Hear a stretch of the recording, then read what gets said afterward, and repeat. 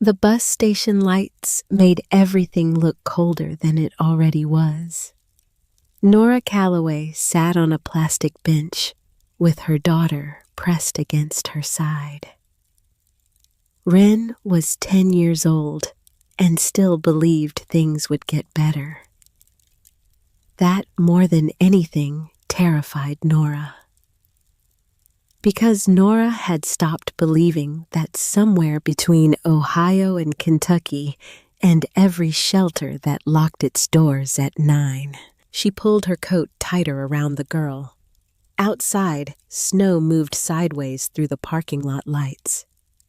A vending machine hummed in the corner. Her phone had 11% left. A security guard walked past. He looked at them. He didn't stop. He didn't have to. She already knew what she looked like, a woman who had run out of options and was sitting very still so no one would notice. Then she saw it. An envelope.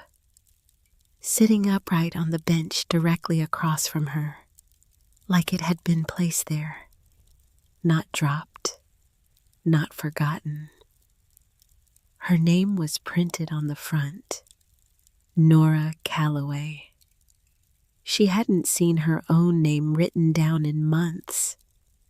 It looked strange, like it belonged to someone else, someone who had an address, someone who mattered to the postal system. She picked it up. The return address read, Calloway Estate Legal Office, Harlan County, West Virginia. Her hands went still. She hadn't heard the word estate next to her family name in her entire life. She tore it open, and everything changed. The bus station lights made everything look colder than it already was. Nora Calloway sat on a plastic bench with her daughter pressed against her side. Wren was 10 years old and still believed things would get better.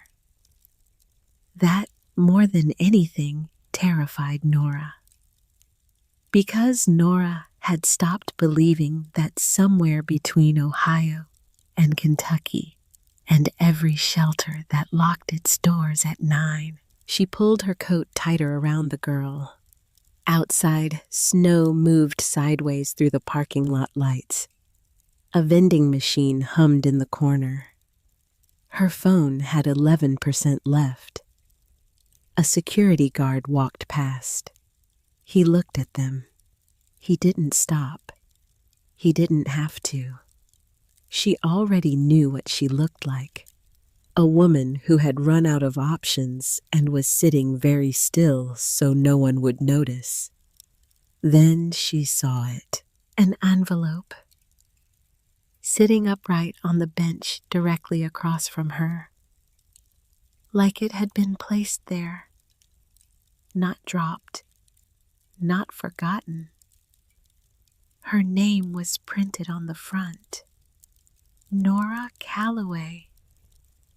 She hadn't seen her own name written down in months. It looked strange, like it belonged to someone else, someone who had an address, someone who mattered to the postal system. She picked it up. The return address read, Calloway Estate Legal Office, Harlan County, West Virginia. Her hands went still. She tore it open. The paper inside was thick, official. There was a courthouse seal at the top, and the language was formal and dense. But one sentence stood alone, like it was waiting for her. You are the sole heir to the Calloway farmhouse and surrounding property. Established 1882. Harlan County, West Virginia. Nora read it again, then again. Her grandmother, Hazel Calloway, a woman she hadn't spoken to in over 15 years. A woman who lived alone on a mountain with no cell phone and a wood stove and opinions about everything. A woman Nora had last seen through the rear window of her mother's car, standing on a porch, watching them leave without chasing. That had hurt more than anything, the not chasing. Wren stirred beside her. She pressed her chin against Nora's arm and looked up. "Mom, what is it?" Nora folded the letter carefully, then unfolded it, then read it one more time just to make sure it didn't disappear. "I think," she said. "I think we have somewhere to go." Wren looked at her for a long moment. The way kids look at you when they're deciding whether or not to believe you. Then she leaned back against Nora's side and said nothing. Outside, the snow kept falling. The vending machine kept humming. A bus pulled in from somewhere, and a bus pulled out toward somewhere else. But Nora sat very still, because somewhere in the mountains of West Virginia, there was a house with her name on it, and she had no idea what that meant. But for the first time in months, for the first time in longer than she could honestly remember, she wanted to find out. They boarded the first morning bus heading north. Wren pressed her face against the window and watched the ridgelines rise out of the dark. The mountains didn't announce themselves. They just appeared. Gray and enormous and indifferent, like they had been there long before anyone thought to name them and would be there long after everyone forgot. Nora watched them too. She had grown up hearing two things about Harlan County. The first was that it was beautiful. The second was that it would trap you if you let it. Her mother had believed the second thing completely, and she had driven away from it with both hands on the wheel and never looked back. Nora had believed her, because that's what daughters do. But now, she sat on a bus heading back toward a place she had spent years pretending didn't exist. And the mountains outside the window didn't look like a trap. They looked like something else. She just didn't have the word for it yet. The bus dropped them in town just before noon. From there, it was on foot. Nora carried 2 bags and the letter folded in her coat pocket. Wren walked beside her with her hands tucked into her sleeves and her eyes moving over everything. The town was small and quiet in the way that places get quiet when something has been leaving for a long time. A few storefronts open, a few closed. A diner with a hand-painted sign. A hardware store with a display of snow shovels nobody had moved in weeks. People looked at them, not unkindly, just with that particular attention of a town that knew its own and noticed what wasn't. They didn't say anything. Neither did Nora. She kept walking. The gravel road out of town curved upward through bare trees, and Nora followed it from memory. Or something like memory. More like muscle. Her feet seemed to know the turns before her eyes did, which felt strange, because she had spent 15 years convincing herself she had forgotten this place entirely. Apparently, her feet hadn't gotten the message. Wren walked close beside her. The cold was real now. The kind that didn't just touch your skin but got underneath it, into the joints, into the thinking. "Is it far?" Wren asked. "Little more. What if it's terrible? Then we figure something else out." Wren considered this. "Okay, just okay. Simple as that. No follow-up questions, no catastrophizing. Just okay and keep walking." Nora had spent the last 8 months making and breaking promises to this child, and Wren had never once stopped trusting her, which was wonderful and gutting in equal measure. They rounded the last bend in the road, and there it was, the Callaway farmhouse. It rose out of the overgrown brush like something that had decided to stay standing out of sheer stubbornness. 2 stories. White clapboard siding peeling back in long strips. One shutter hanging at an angle from the upper left window like a crooked arm. The porch sagged heavily on the right side. The front steps had a gap in the middle where a board had given way, but the chimney was straight. The roof had held, and the window above the front door reflected the gray winter sky like an open eye. Wren stopped walking. "Is that it?" "Yeah." "It looks sad." Nora looked at the house, really looked. At the cornerstone carved with 1882. At the front door still painted the same deep red it had been when she was a child. At the old iron hook beside the door where her grandmother used to hang her gardening gloves. The gloves were gone. Everything else was still there. "It's been waiting," Nora said quietly. "A long time." Wren tilted her head. "You think it remembers you?" Nora didn't answer.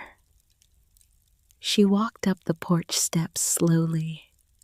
The boards groaned beneath her boots. Not in collapse, just in the particular complaint of old wood acknowledging weight it hadn't felt in a while. She pulled the brass key from the lawyer's envelope. It stuck in the lock. She worked it, once, twice. Then a hard click. The door swung open. The smell hit her first. Cold air and old wood and something underneath both of those things. Something she couldn't name right away. And then she could. Dried herbs, the faintest trace of wood smoke, the particular smell of a house that had been lived in for so long it had absorbed the person inside it. Hazel. Nora stood in the doorway and didn't move for a moment. Wren slipped past her and walked straight in. The front room was high-ceilinged and still. Faded wallpaper in a pattern of small red flowers. Floorboards dark with age. An old couch. A rocking chair beside the fireplace. A mirror on the far wall cracked diagonally from corner to corner, like something had struck it once a long time ago, and it had decided to hold together anyway. Dust covered everything. A soft gray hush over all of it, like someone had folded a memory up and left it here to wait. Wren ran her hand along the back of the rocking chair. This place is enormous. It's not that big. It feels enormous because it's ours.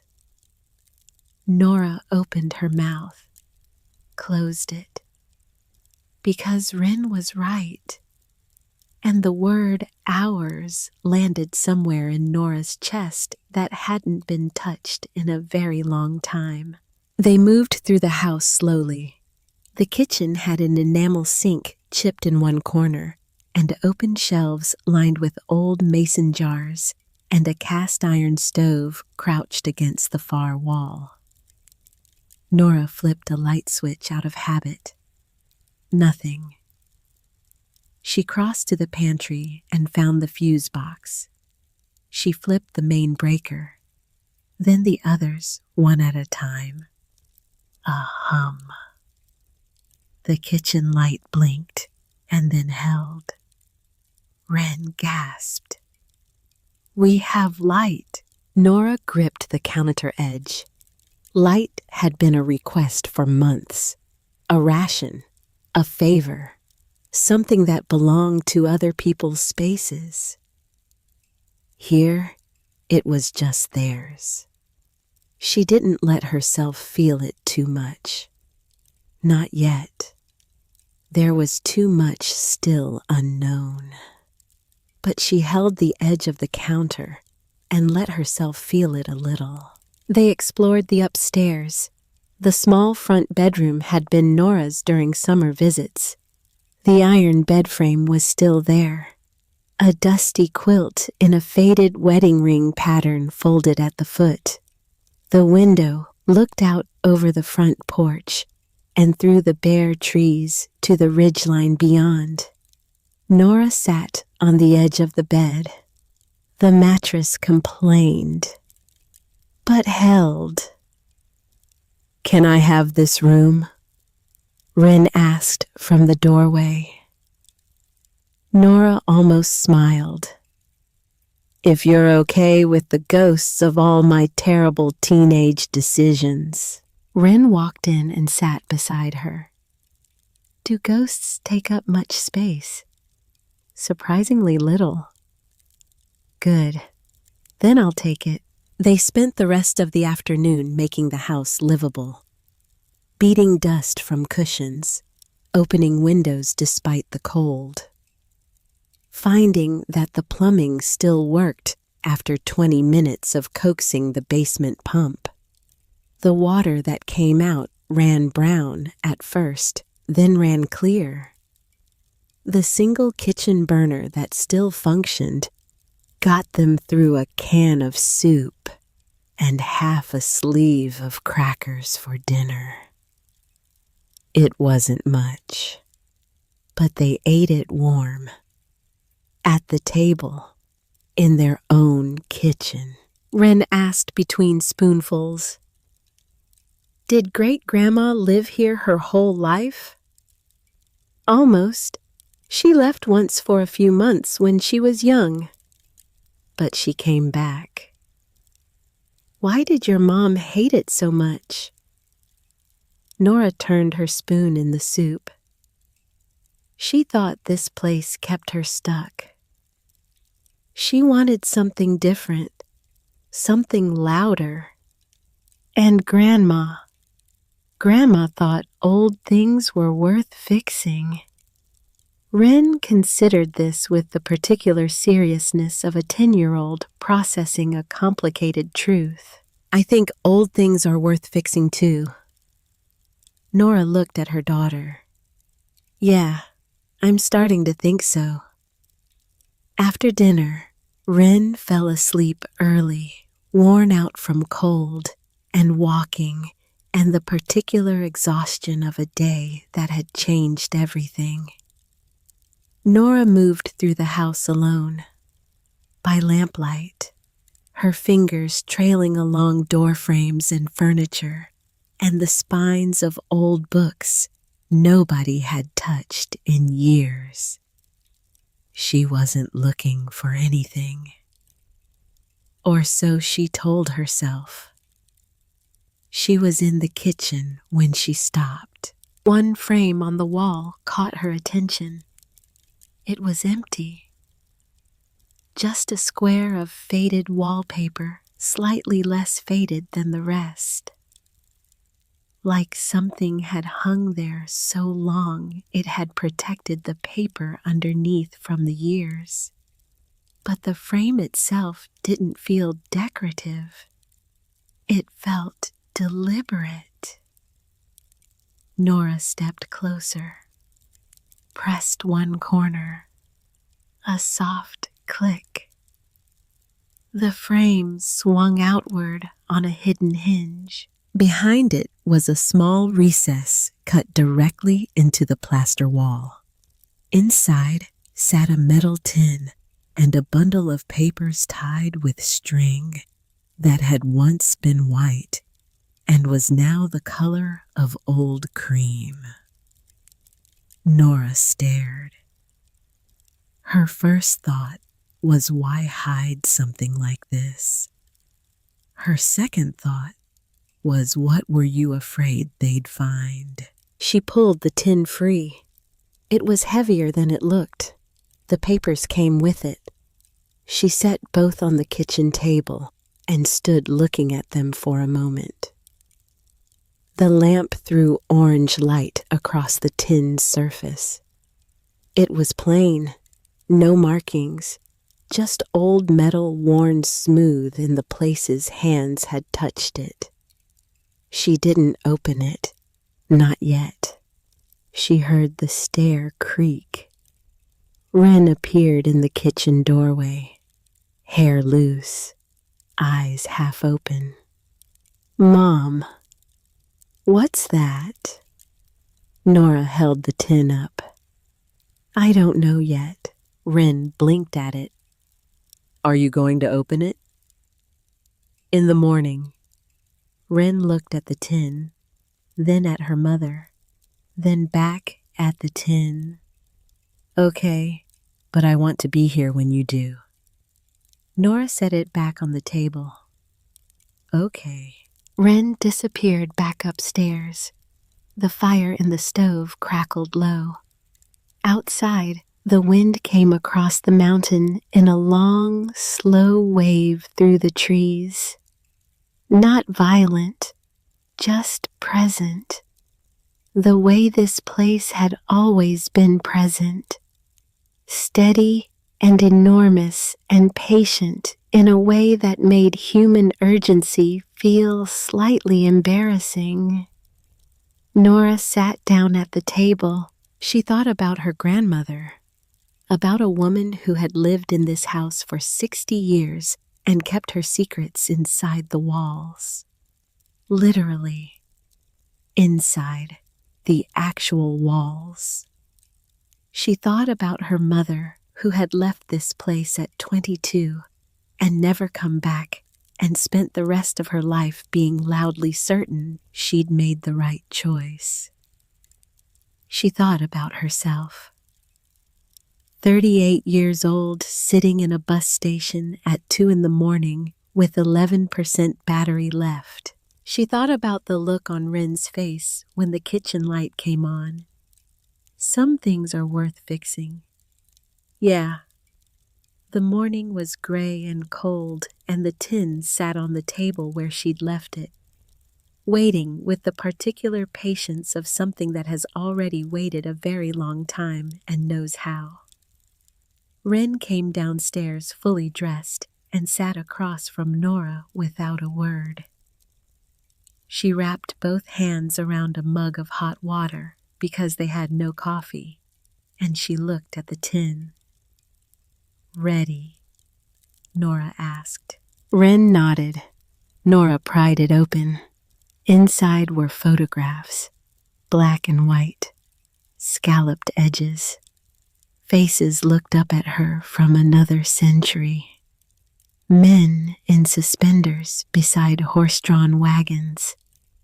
Women in long, dark skirts, standing in front of this very house, looking directly at the camera, with the particular directness of people who didn't think photographs were for smiling.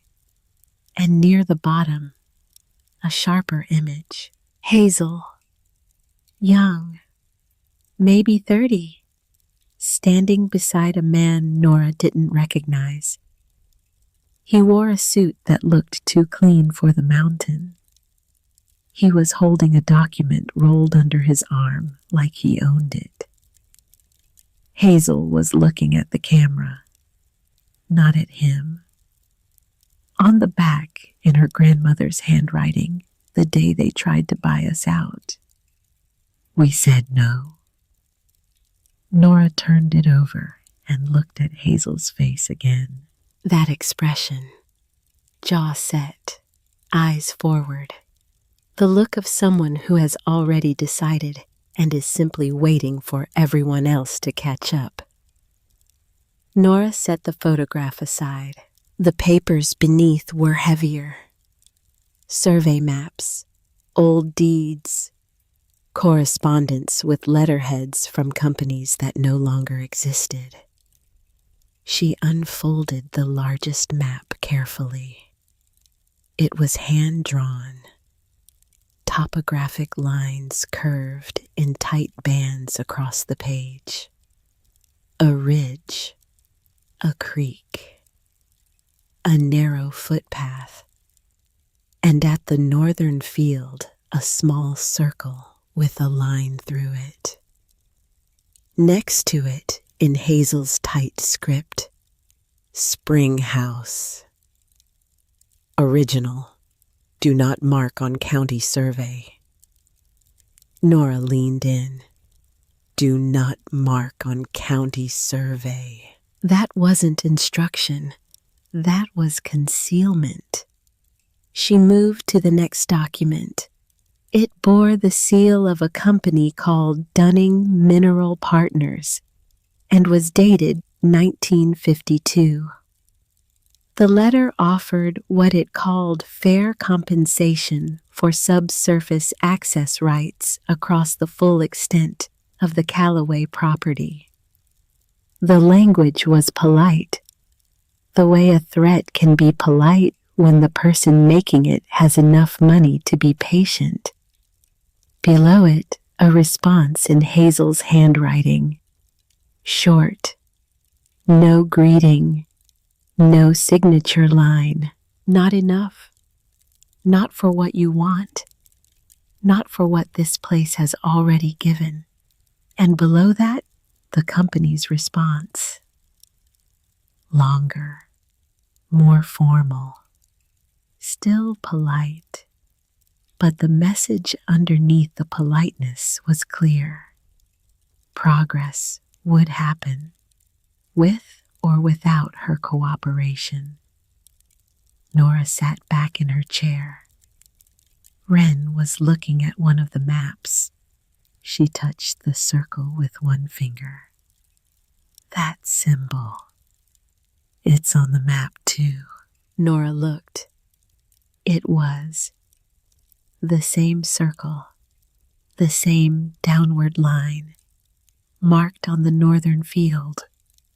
And then again, further along the ridge at a location labeled simply South Hollow. That's what she wanted us to find, Nora said quietly. Wren looked up. Is it treasure? Nora looked at the documents spread across the kitchen table, at the old photographs, at the map with its careful handwriting and its deliberate markings and its instructions to hide certain things from the people paid to make official records. Not treasure, she said. Truth. Maybe, but she was already reaching for her coat. The path to the spring house was overgrown, but not gone. Just hidden, the way things get when no one tends them. But the ground beneath still remembers. Nora moved through knee-high, frost-stiffened grass with the map in one hand and Wren's fingers in the other. The cold had settled deep overnight. The trees stood bare and gray. The mountain was quiet in the way that felt less like absence and more like attention. They found it half buried in leaves and crumbled shale. The spring house, what remained of it. The stone walls had held, though the wooden roof had given way years ago and fallen inward.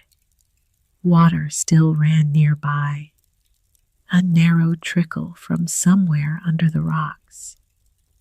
Wren crouched beside it and put her hand in.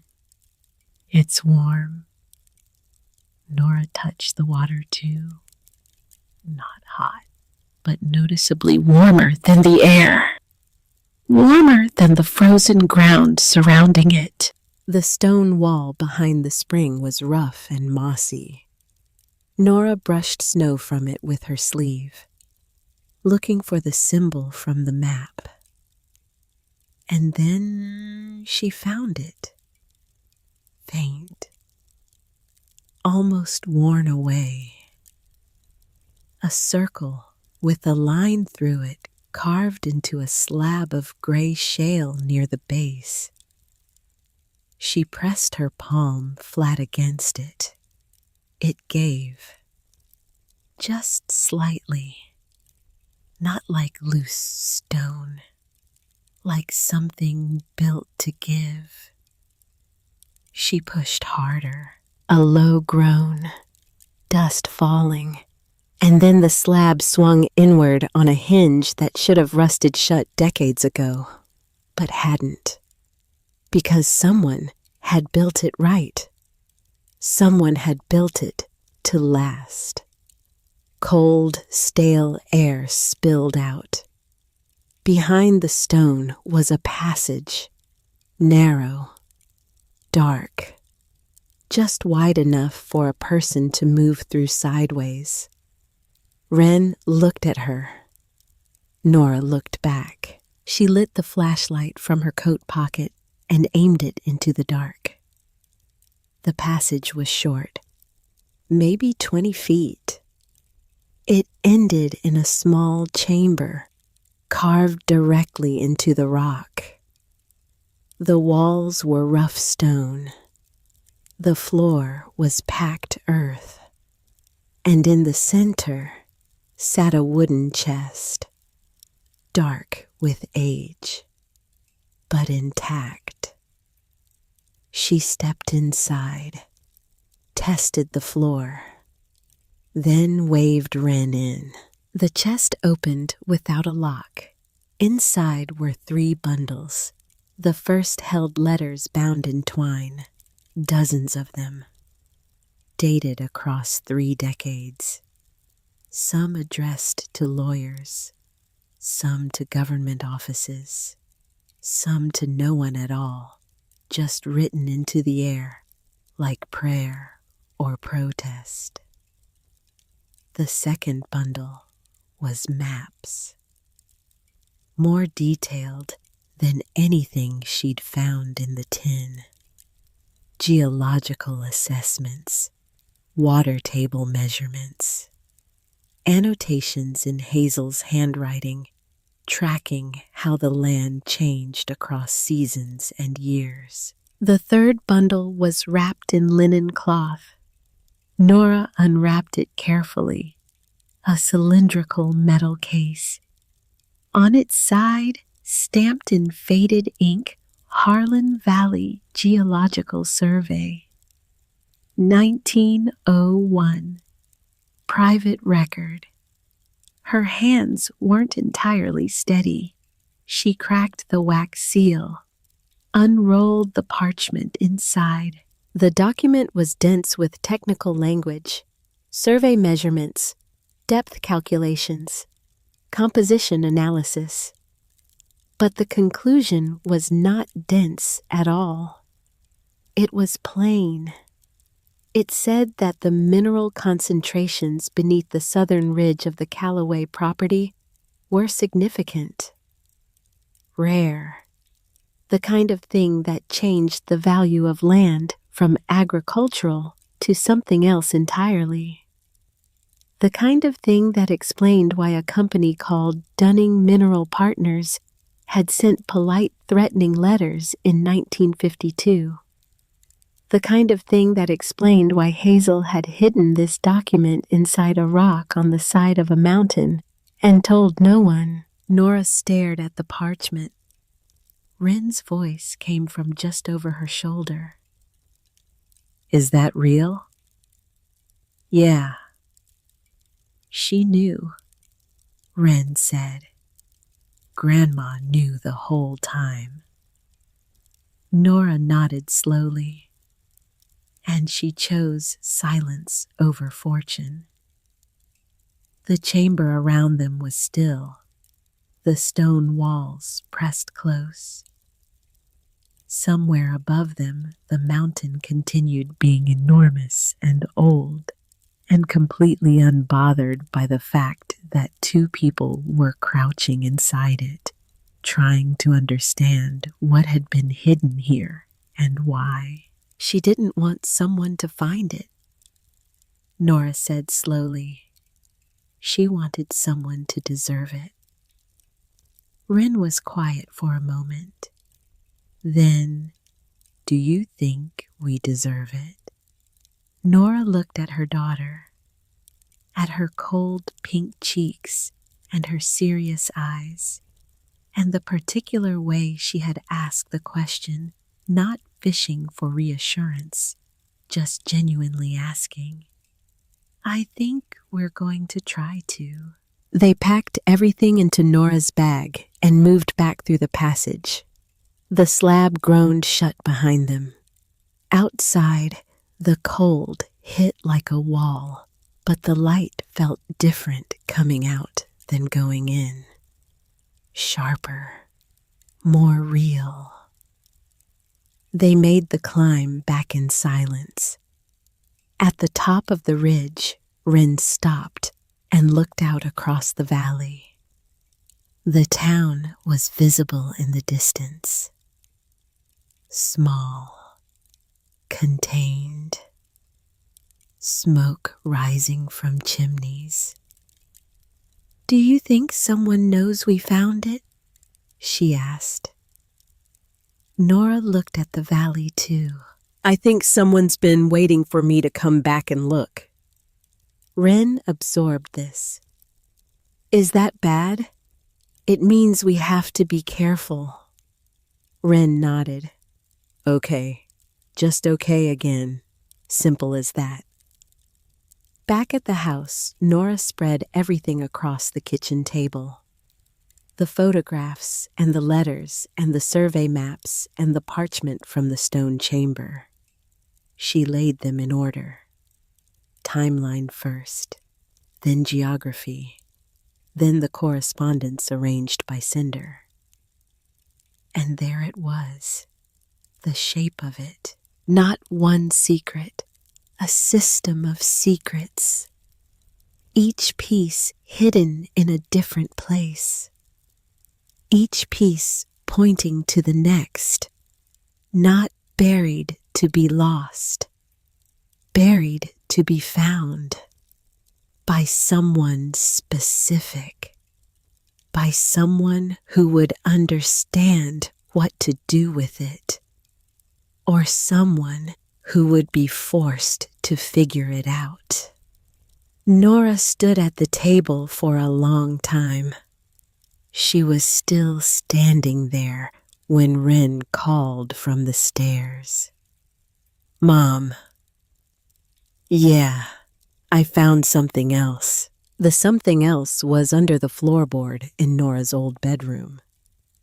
Right where the iron bed frame had sat for probably 50 years, protecting the seam in the floor from casual notice. 5 journals, each one wrapped in a square of quilting cloth, each one numbered in red ink on the spine. Volume 1 through 5. Hazel's handwriting on the inside cover of each. Nora sat on the edge of the bed with the first journal open across her knees. Wren sat beside her, close enough that their arms touched. The entry on the first page was dated decades back.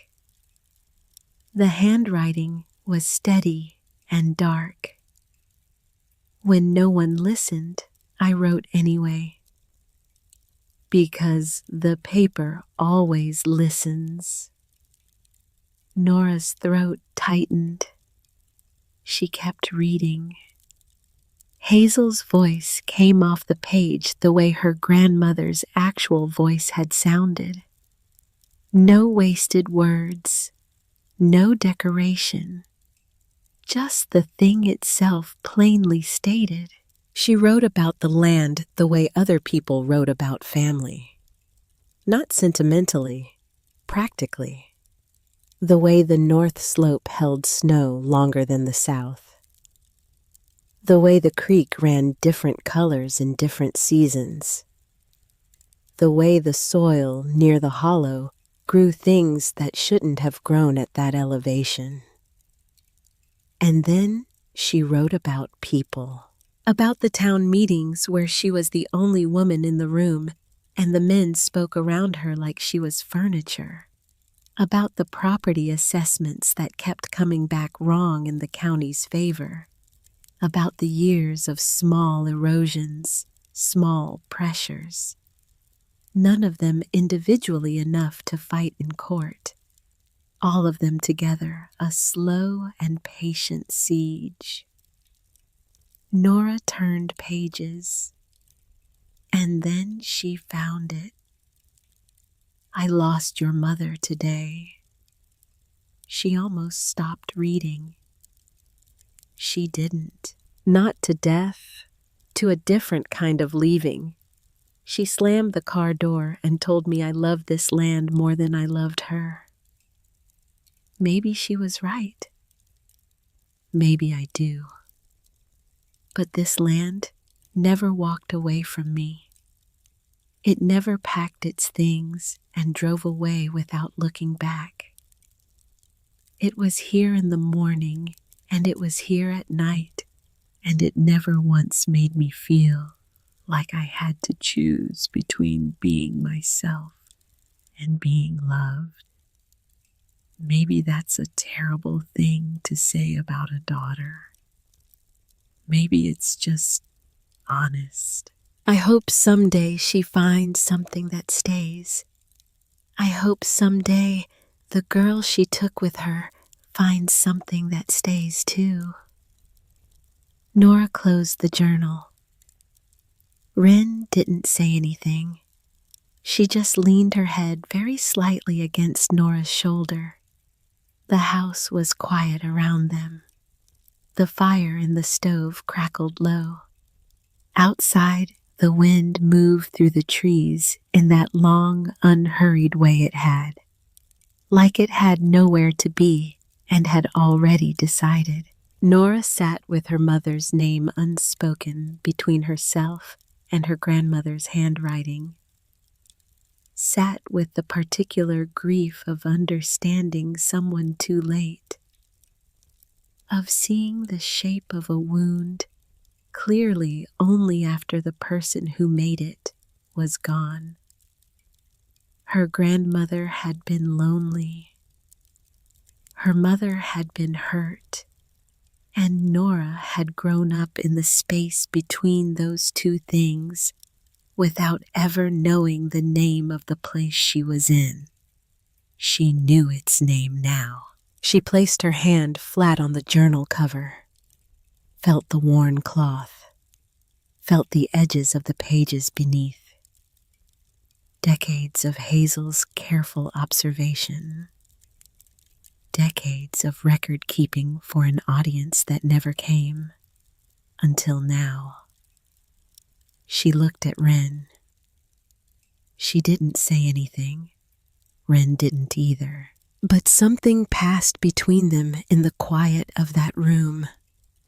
Something about staying and going and what it cost and what it was worth. Something Nora didn't have words for yet, but felt in her bones like the warmth of that impossible spring. She would figure out the words later. Right now, she needed to think, because whoever had been in this house before she arrived had been looking for something. And now, she knew what it was, and that changed things significantly. Because knowing and being the only one who knows are two very different conditions. She needed to talk to someone who had been here, who had watched what Hazel watched and remembered what Hazel tried to protect. There was a name, Silas Merritt. The lawyer's letter had mentioned him as a contact for property matters, but Harriet Mobley, the woman at the diner in town, had said something when Nora stopped for coffee that morning. Something offhand. If you're Hazel's girl, you'll want to talk to Silas before anyone else does. Before anyone else does. Nora folded the survey map carefully and tucked it back into her coat pocket alongside the letter. She looked at the journals. 5 of them. Decades of truth sitting under a floorboard waiting. She looked at the table covered in documents. A whole system of hidden knowledge laid bare for the first time. And she looked at the window above the kitchen sink, at the gray winter sky beyond it, at the ridgeline visible in the distance, holding its ground against the weather, the way it had been holding its ground against everything for longer than anyone in this story had been alive. Tomorrow she'd go into town. She'd find Silas Merritt before anyone else did, because she had the shape of the thing now, the outline of it, and she needed someone who had been close enough to Hazel to fill in the center. Someone who had watched this fight from the beginning. Someone who might know what Hazel had been afraid of, and what she had been waiting for. The diner sat at the edge of town like it had always been there and always would be. Red vinyl booths, windows streaked with last week's rain, a neon sign buzzing in the daylight because no one had gotten around to fixing the timer in probably 15 years. Nora pushed through the door and the bell above it chimed and every head turned. That kind of town. She kept her shoulders square and walked to the counter. A woman in her 60s with cherry red hair and a name tag that read, Harriet, set down a coffee pot and looked at her with the particular attention of someone who had been expecting this visit and had opinions about the timing. You're Hazel's granddaughter. Nora settled onto a stool. That's right. Harriet poured coffee without being asked. You've got her eyes. And her way of walking into a room like she already owns the argument. Nora wrapped her hands around the mug. I need to find Silas Merritt. Harriet's expression shifted. Just slightly. The way a face shifts when a name means something complicated. He comes in most mornings, she said. But this morning he came in and left real fast, which he doesn't usually do, which probably means he already knows you're here. Nora looked at her. How would he know, honey? Harriet set the pot down. This is Harlan County. You breathed different when you got off that bus yesterday, and 3 people called me about it. Fair enough. She was halfway through the coffee when the door opened and Silas Merritt walked in, tall, 70s, a face like old leather. the kind of man who had spent decades outside in weather that didn't apologize. He wore a heavy canvas coat and moved with the deliberate economy of someone whose joints had opinions, but who had decided not to let that run the schedule. He saw Nora. He didn't look surprised. He walked to the booth in the far corner and sat down without looking back, like he already knew she would follow. She did. He had a map with him, old, folded into quarters. He set it on the table between them and pressed it flat with one hand. "Your great-great-grandfather drew that," he said. "Every inch of this valley. Nothing but a compass and a level head, and about 40 years of patience." Nora looked at the map. The lines were fine and careful. The handwriting in the margins was different from Hazel's. Older, more formal, like someone had been taught penmanship by someone who believed it mattered. She found the symbol near the South Hollow marking, the circle with the line. Same as on the stone slab, same as on Hazel's map. He knew where the veins were. Silas said, before anyone else did, before the county did, before the companies did. He kept it off the official surveys on purpose. Why? Because he understood what would happen if the wrong people found out. He looked at her steadily, and he was right. Because when a company called Dunning Mineral Partners figured it out on their own in 1952, they came for it. "Harold Dunning," Nora said. Silas's jaw tightened. "You found the letters. I found the letters." He nodded once. Harold Dunning was the kind of man who believed that anything could be purchased if the price was set correctly. He made your grandmother 6 offers in 4 years, each one bigger than the last. He had lawyers. He had county connections. He had a letter from someone in the state assessor's office that called the property a candidate for eminent domain on public interest grounds. Nora felt her stomach move. They tried to take it legally. They tried everything legally first, Silas said. When that didn't work, they tried other things. What other things? He was quiet for a moment. Property line disputes that appeared out of nowhere. Tax assessments that came back wrong 3 years in a row. A rumor that the farmhouse foundation was compromised.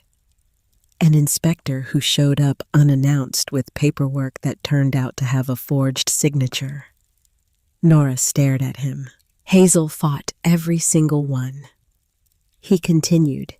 She was meaner than a wet cat when she needed to be. She hired her own surveyor. She filed her own counter-assessments. She kept copies of everything, duplicates in 3 different locations, because she understood that people with money and patience will wait you out if they can. And the only defense against that is to be more stubborn than they are patient. And she was. He almost smiled. She was the most stubborn human being I have ever personally encountered. And I have encountered a lot of stubborn human beings. Nora looked at the map again. Harold Dunning is dead. Yes, but his daughter is on the county council. Silas looked at her for a long moment. You found that too. The letter from 1952. Hazel wrote her name in the margin. Marette Dunning. He exhaled slowly.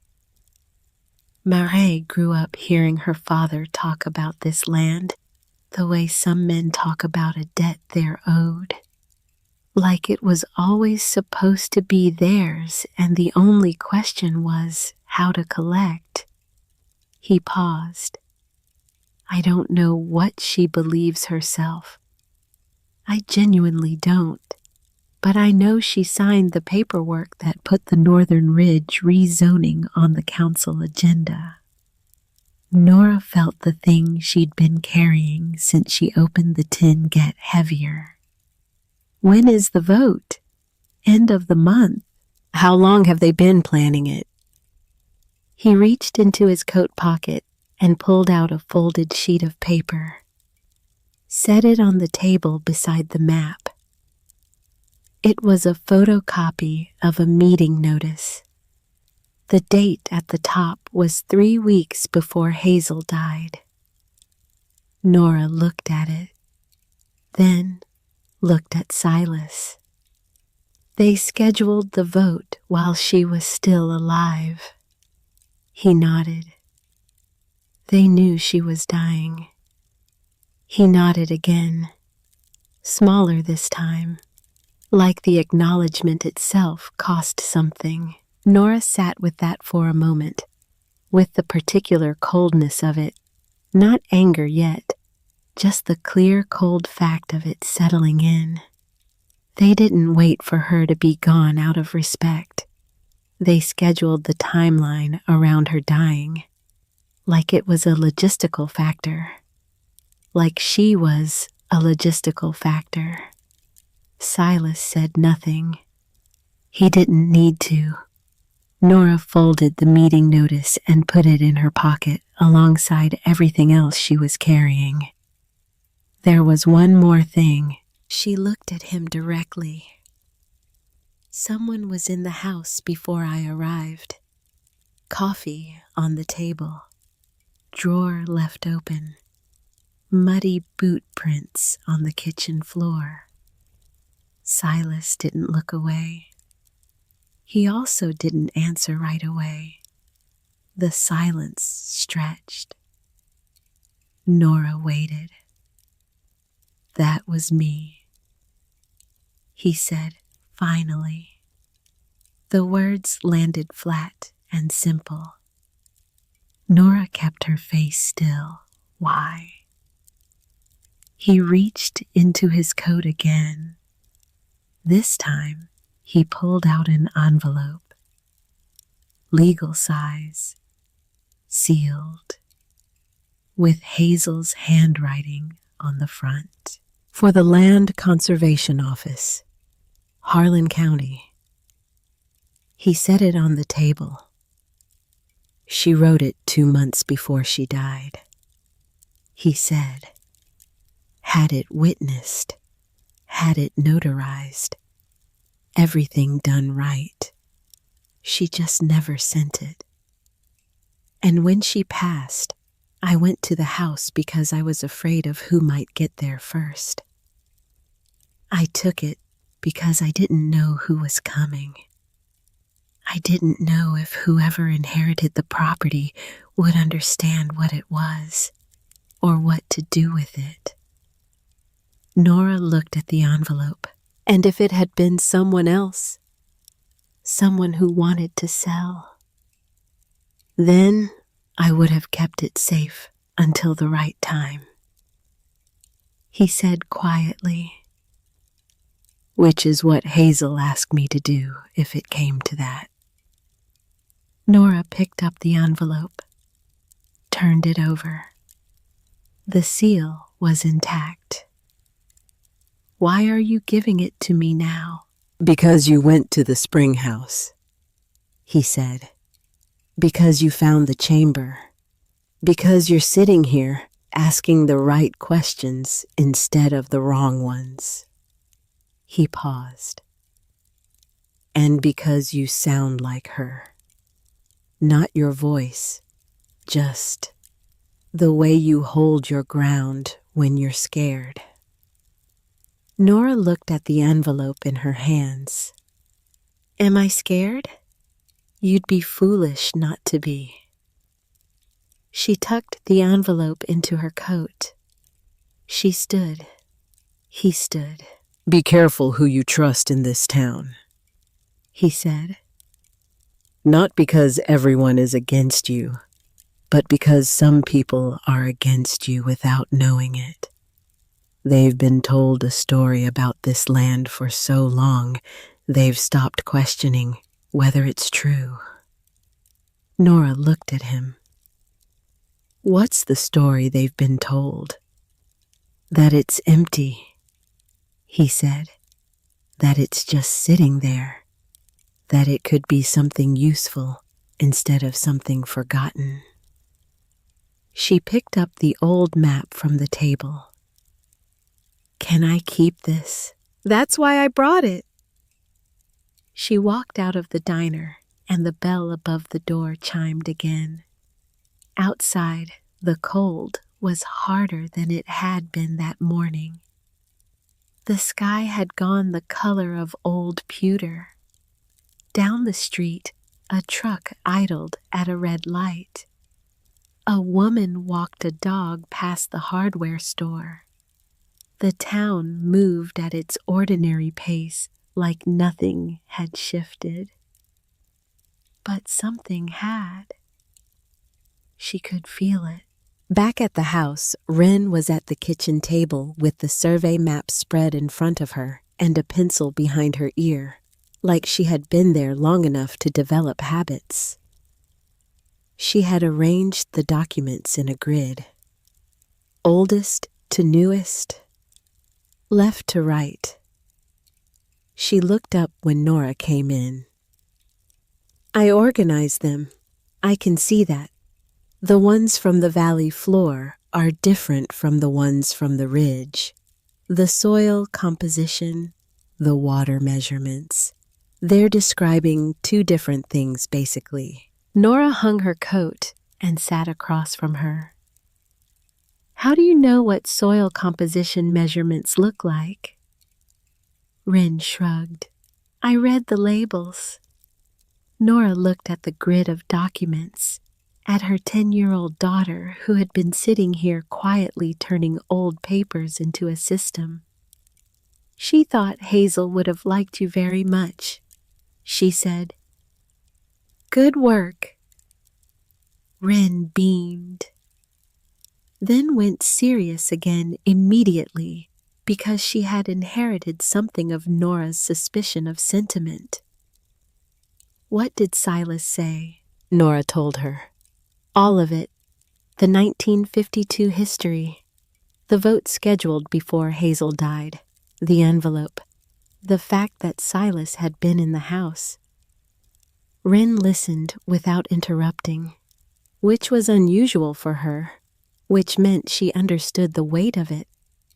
When Nora finished, Wren said, So they planned it while she was dying. Yeah, that's really mean. Yeah, what do we do? Nora spread the old map Silas had given her across the top of Wren's grid, pressed it flat. First we go see Della Vance. She knew Hazel longer than anyone, and she'll tell me things Silas won't. How do you know? Because Silas is a careful man, and Della, based on what Harriet told me this morning, is not. Wren almost smiled. Okay, when? Now. Wren was already standing. Della Vance lived at the edge of town, where the pavement ended and the gravel began. The driveway was cracked and swallowed by weeds. The mailbox leaned. A wind chime made from old silverware and bolts hung from the porch eave and made a sound like someone thinking very hard. Nora knocked. Nothing. She knocked again. The door opened on a woman who looked like time had tried its best and mostly failed. Small, sharp-eyed, gray hair in a braid that had given up on being neat sometime around noon. She wore a sweater 2 sizes too large with a coffee stain near the hem, and she looked at Nora like she had been expecting this visit and had feelings about the timing. "Took you long enough," she said. "I got here as fast as I could. Hazel said you would say something like that. Come in." The inside smelled like lemon polish and wood smoke and something herbal Nora couldn't identify. Every flat surface had a doily on it. Framed cross-stitch covered the walls. A clock in the kitchen ticked with the particular authority of a clock that had been ticking in the same spot for decades and considered itself essential. Della made tea without asking. Set a mug in front of Nora and a smaller one in front of Wren, and said, "Careful, it bites," if you rush it, and sat down in a chair by the fire that had clearly been her chair for about 40 years. She looked at Nora. "She knew you'd come back," she said. "Not hoped, knew. How? Because she knew you, even when you didn't know her anymore. She kept track of you, not in a strange way, just she knew where you were, what you were doing, whether you were all right." Nora felt something shift in her chest, quietly, like a door opening in a room she had kept locked without entirely meaning to. She never reached out. Della looked at her steadily. She was afraid you'd say no, and she couldn't have stood that. Not at the end. Nora looked at the fire. "That's..." She stopped. Della waited. "That's very sad." "Yes," Della said simply. "It is." They sat with that for a moment. The clock ticked. The fire moved. Then Nora said, "The vote." Della nodded. "I know about the vote. Murray Dunning." Della's expression was complicated. "Murray is not her father. I want to be fair to that. Harold Dunning was a man who believed he was owed things that weren't his. Murray is..." She paused. "A woman who grew up in the shadow of a man like that, which does something to a person. She may not be acting from greed. She may be acting from something older than that." "What?" "Belief that the land should be productive. That sitting on something valuable when the town is struggling is a moral failure. Her father believed it for selfish reasons. She may believe it for what she thinks are good ones. Is that better or worse?" Nora asked. Della looked at her. "It's different. Whether it's better depends on whether she can be reached." "Can she?" Della turned her mug in her hands. "I don't know. I've known that woman since she was a girl. There's something in her that her father couldn't quite flatten. But whether it's enough?" She shook her head.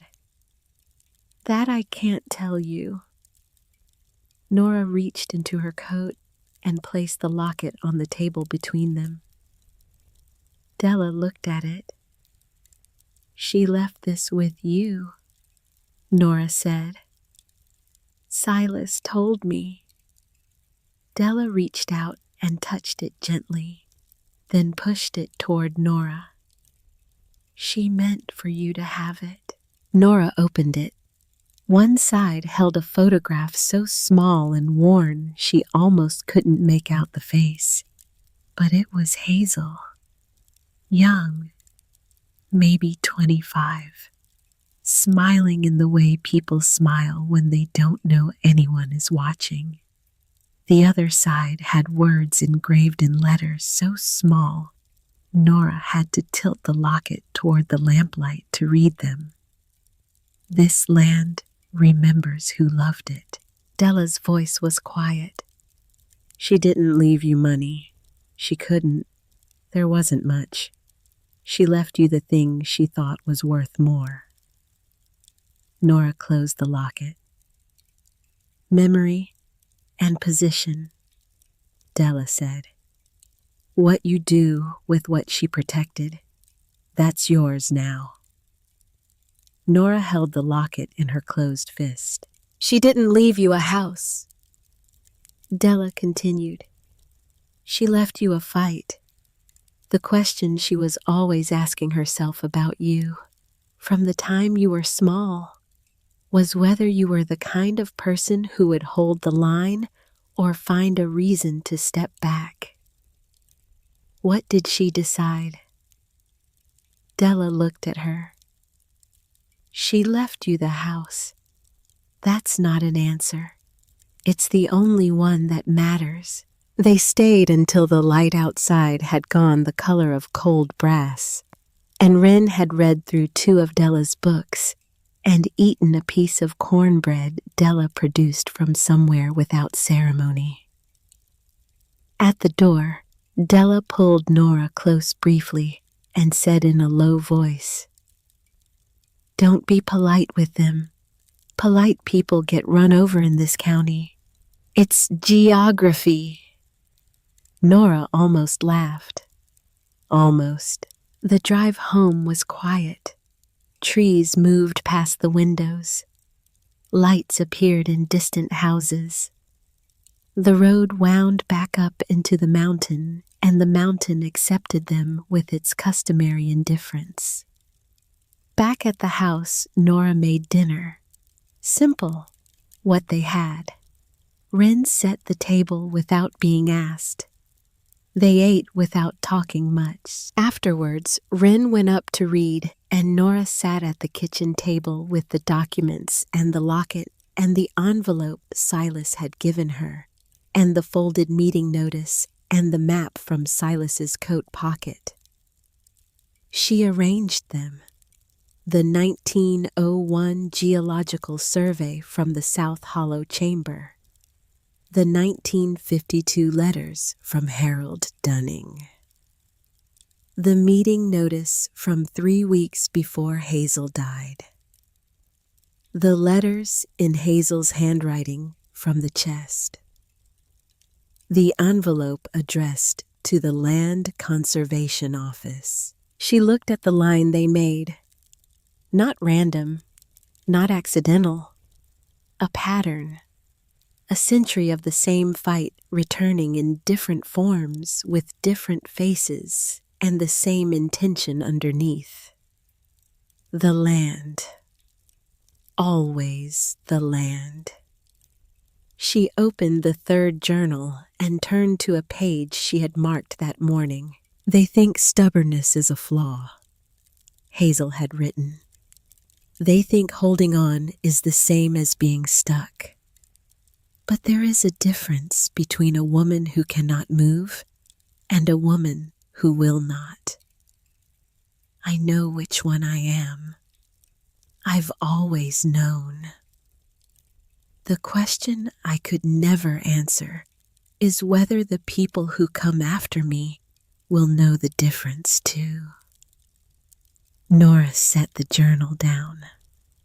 She thought she understood what Hazel had been asking, and she thought she might know the answer. But before she could do anything with it, she needed to understand exactly what she was facing.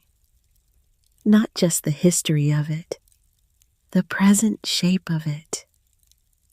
She needed to talk to Sheriff Clem Haskell, not to report anything, Not yet. But to find out what he knew, and more importantly, what he'd seen, because someone had been in this house before she arrived.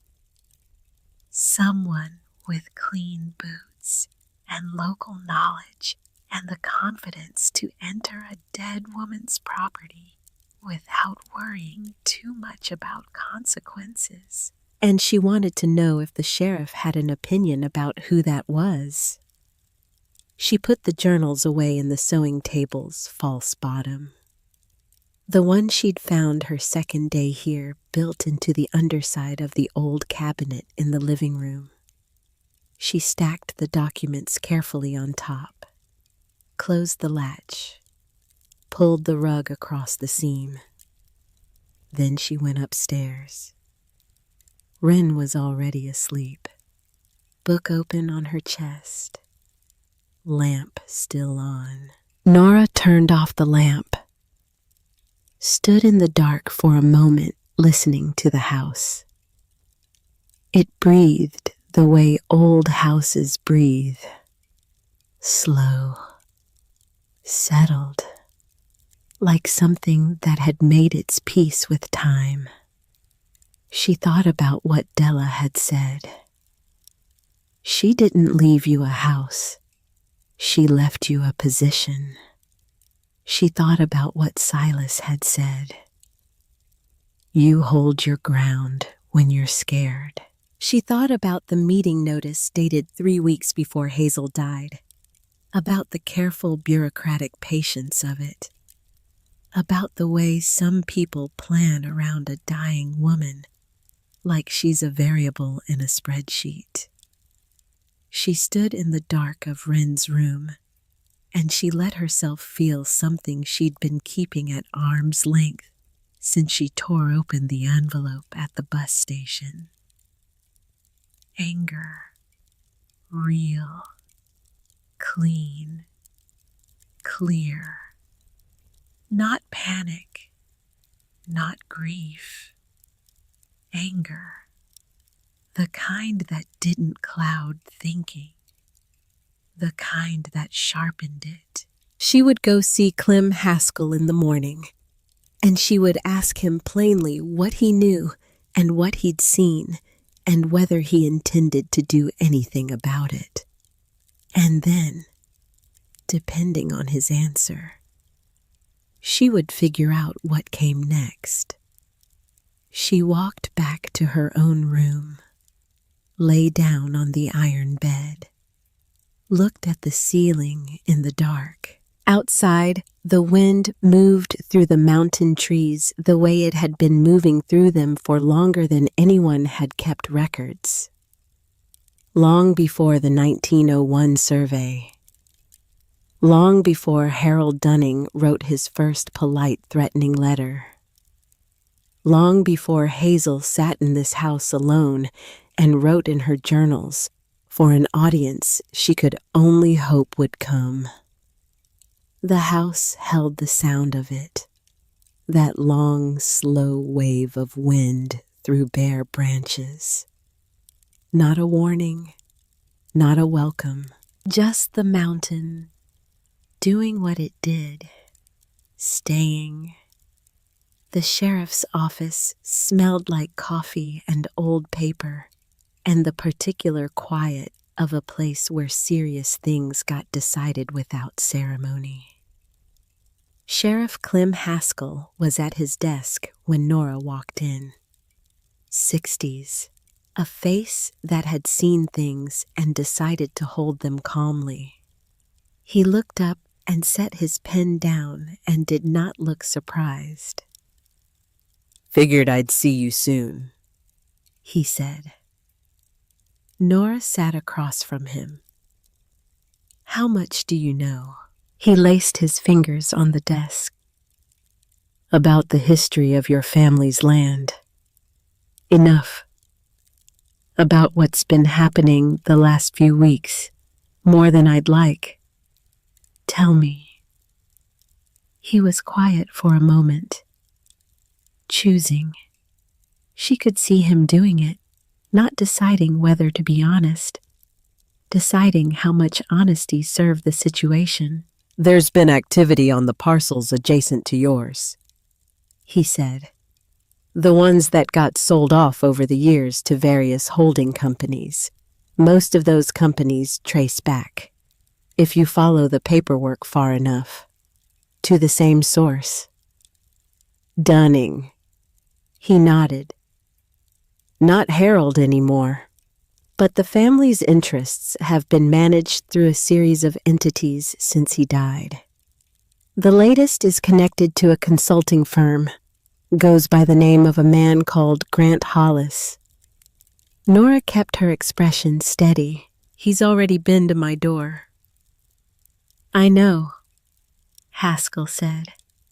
"I heard about it about 2 hours after it happened. This town." She nodded.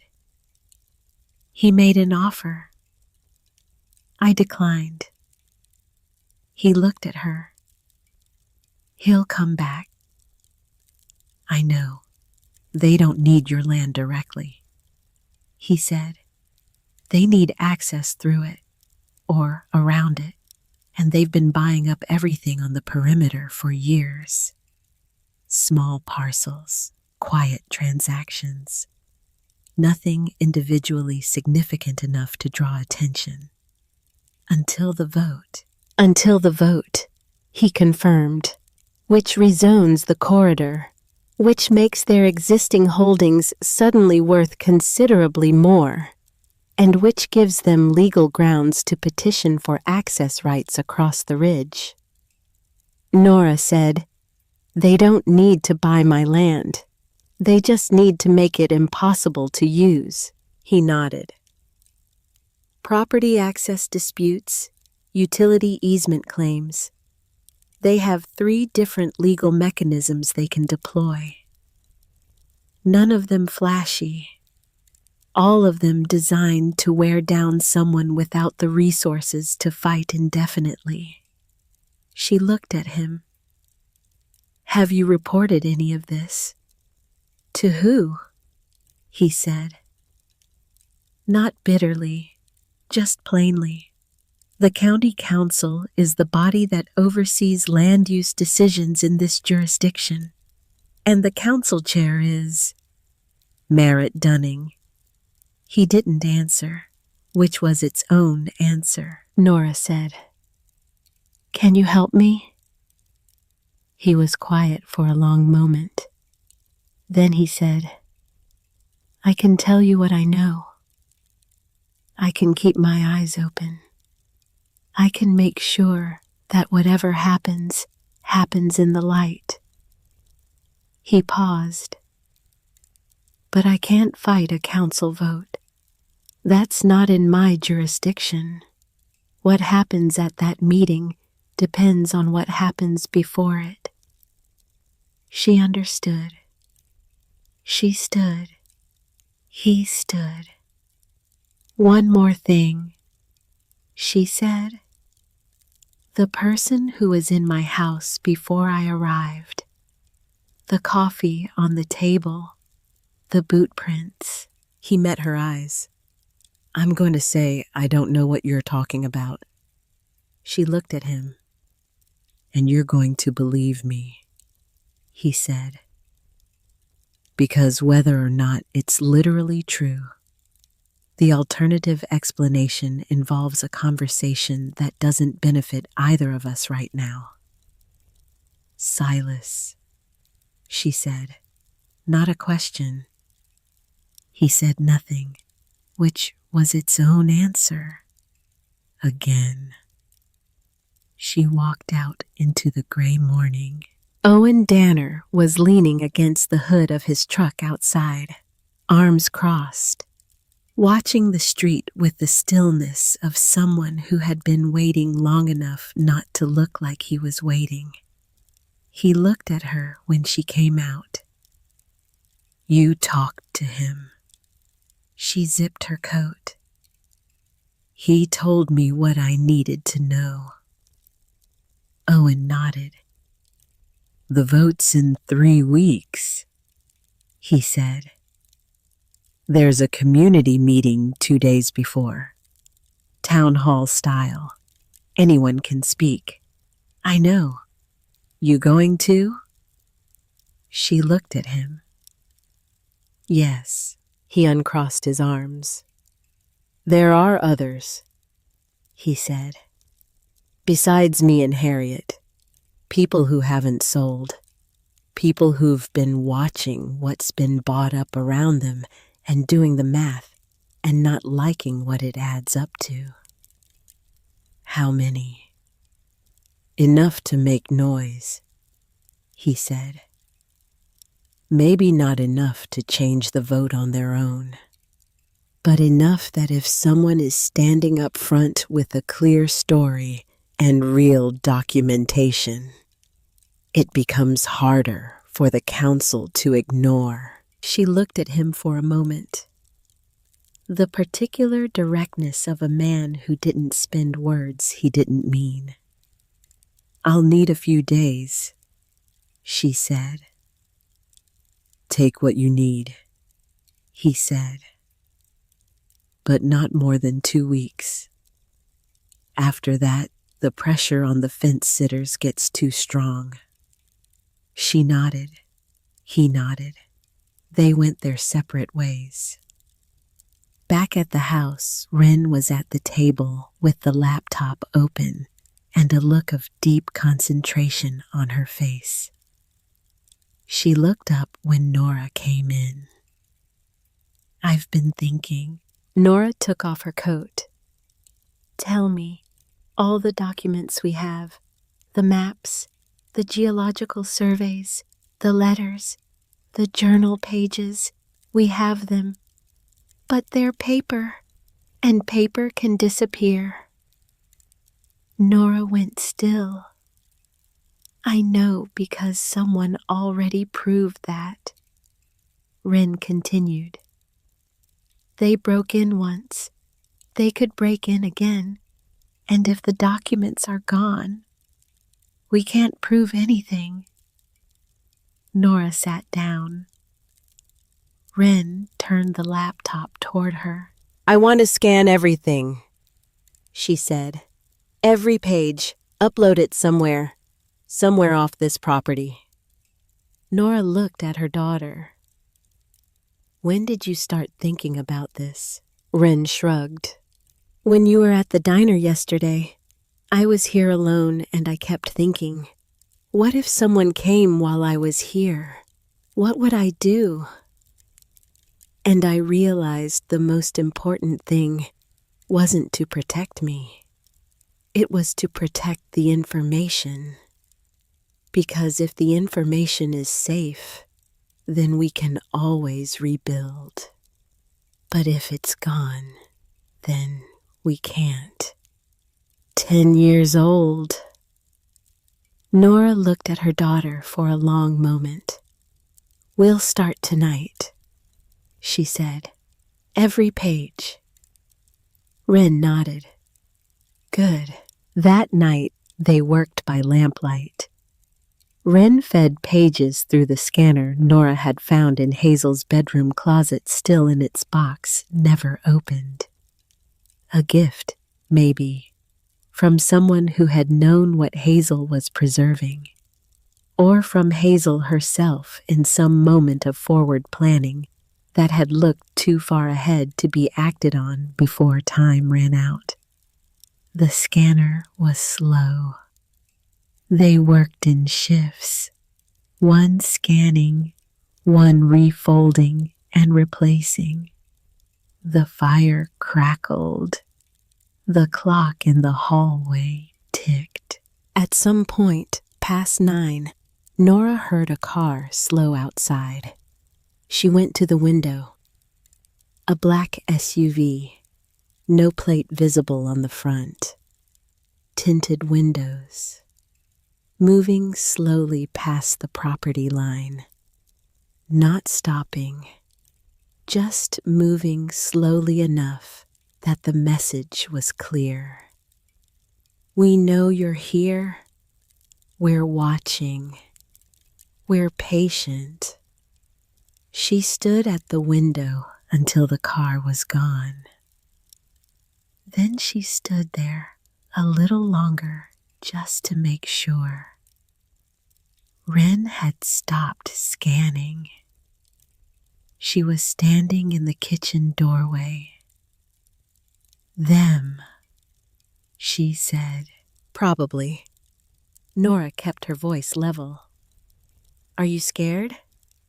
Nora thought about the anger she'd felt last night. Clean and clear. "No," she said. And the strange thing was, it was true. They worked until midnight.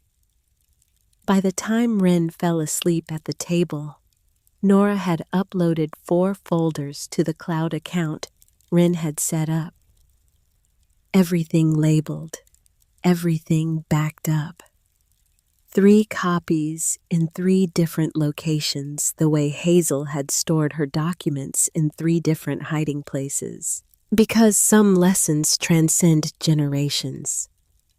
Because some women understand instinctively that the only defense against patient pressure is redundant preparation. Nora carried Wren upstairs, tucked her in, stood in the doorway a moment. She thought about Hazel's journal, the page about losing Nora's mother, about the land never walking away. She thought about all the ways people leave and all the ways things stay. She went back downstairs, sat at the table, opened the 4th journal to the last entry she hadn't read yet. It was dated 4 months before Hazel died. The handwriting was slower than in the earlier volumes, more deliberate, like each letter had been considered. Hazel had written, "If you're reading this, then you came back, or you came for the first time, which amounts to the same thing. I want you to know that what I protected here was never about the money underneath it. It was never about being right or being stubborn or winning anything. It was about the belief that some places are made by the people who love them. And that love, real love, the kind that shows up in the morning and does the work and stays when the staying is hard. That kind of love is worth protecting, even when it costs everything, especially when it costs everything. If you're reading this, then you understand that now. And if you understand it, you already know what to do." Nora read it twice, then she closed the journal. Outside, the wind moved through the ridge in that long, unhurried wave. She knew what to do. She had known since the bus station, if she was honest. Since she tore open the envelope and read her own name printed on paper that had been waiting for her. She just needed to be ready to do it. And now, sitting at this table in this house that had held its ground for a century, she was ready. She woke at 5 in the morning to the sound of the back door. Not wind, not the house settling. A door, deliberate, specific. She was on her feet before she was fully awake. Down the stairs in socked feet, into the kitchen. The back door was open, not broken, not forced. Open, like someone had a key, or like someone had left in a hurry and didn't bother pulling it shut. The sewing table. She crossed the kitchen in 3 steps and pulled back the rug. The latch was still closed. She opened it. The documents were still there, all of them, exactly as she had left them. She stood up, looked around the kitchen. Nothing missing, nothing disturbed, except the table, the fourth journal, the one she had left closed on the table when she went to bed. It was open now, not to the last entry she had read, to an earlier page near the middle of the volume. Someone had been in here, had gone to the table, had opened the journal, had left, without taking anything, which was its own kind of message. We can come in whenever we want. We know what you have. We're not afraid of you. Nora stood in the kitchen with the cold morning air coming through the open back door, and she felt something that was not fear, and not quite anger, and not quite calm. Something underneath all three of those things. Something she recognized from the time she'd spent as a teacher, trying to reach a kid everyone else had given up on.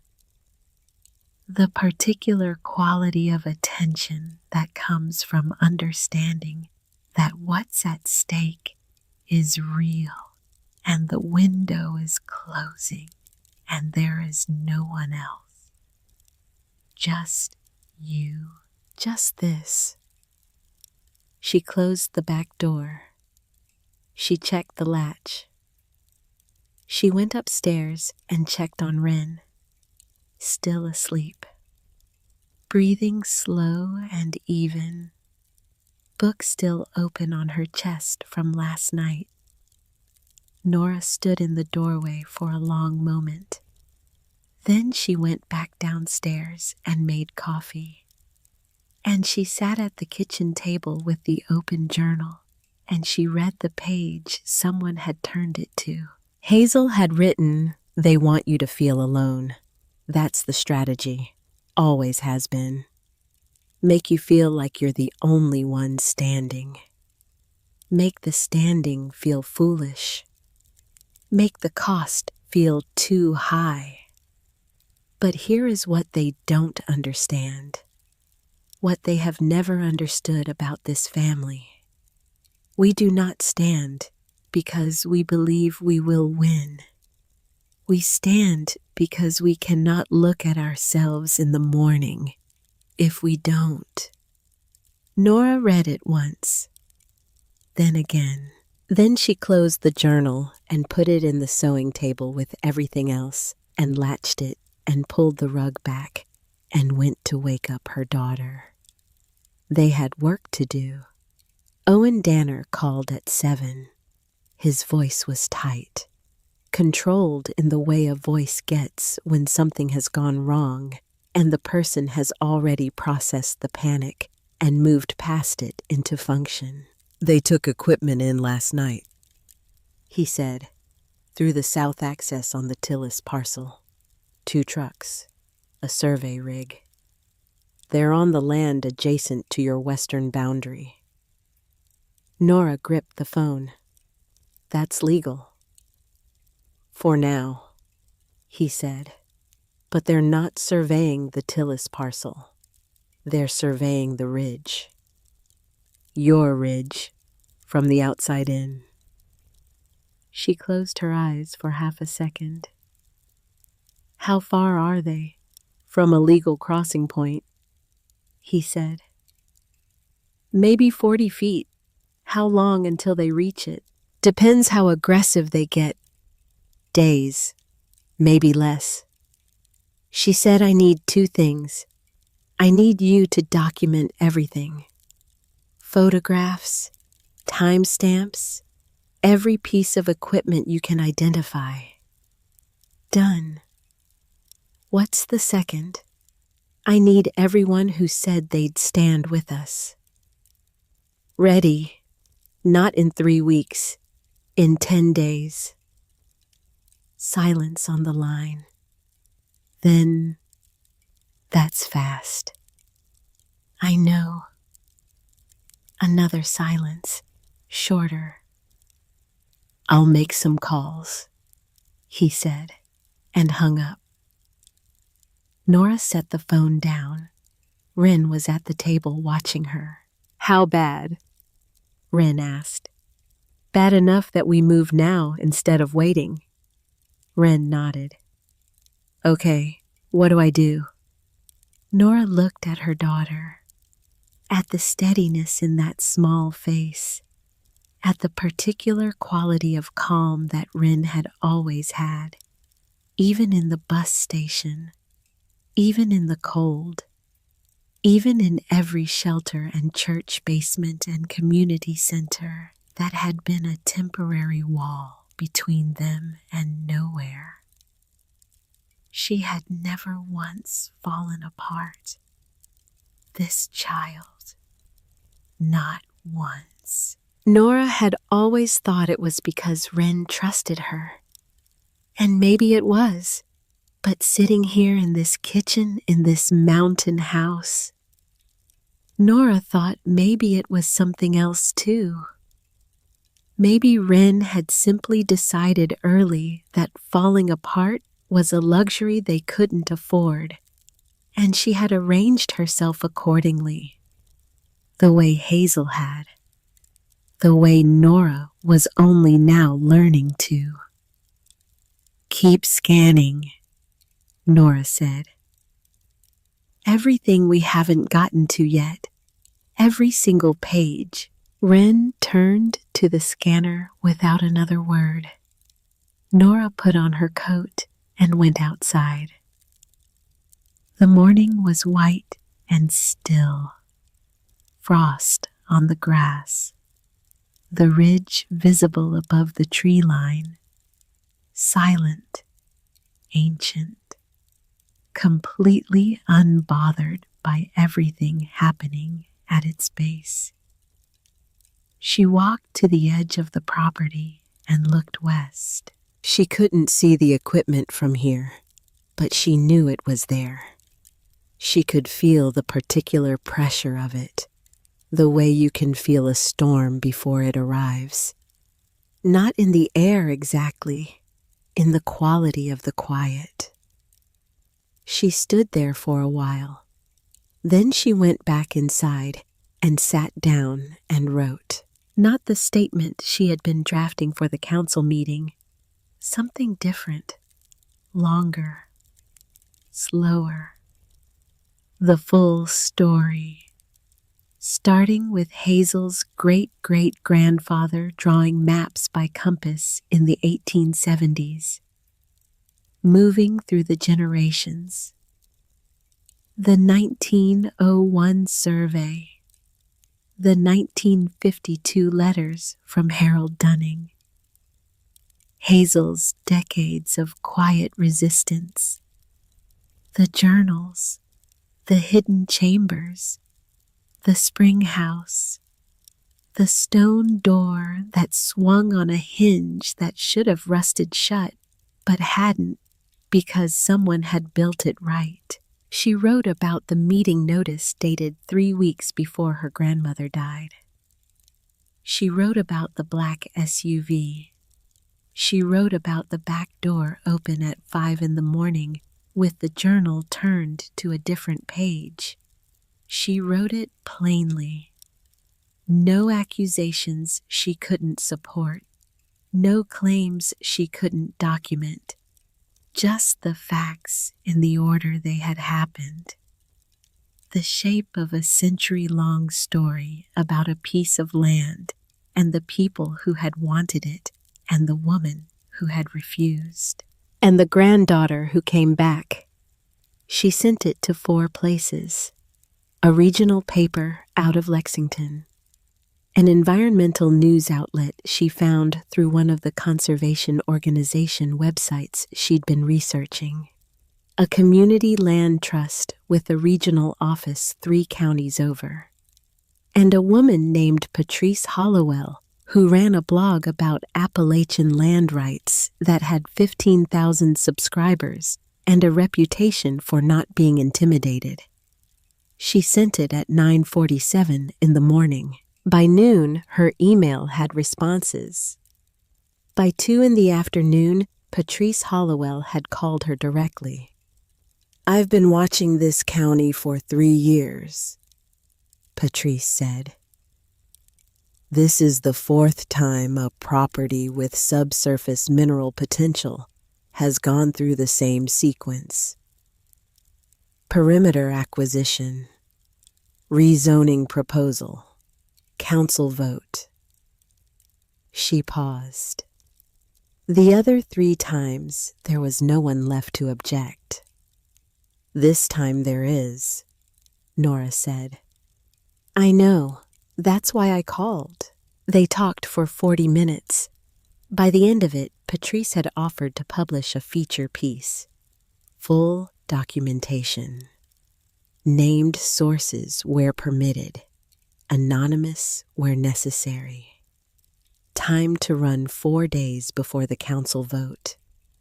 The story would be out before the council could contain it. Nora hung up and sat quietly for a moment. Then she heard Wren from the living room. "Mom." She went in. Wren was at the window, looking out at the road. There was a car parked at the edge of the property line. Not the black SUV, a different car, older, a dark blue sedan with local plates, and leaning against the driver's side door with her arms crossed and her coat collar turned up against the wind. Marette Dunning. Nora looked at her for a moment through the glass.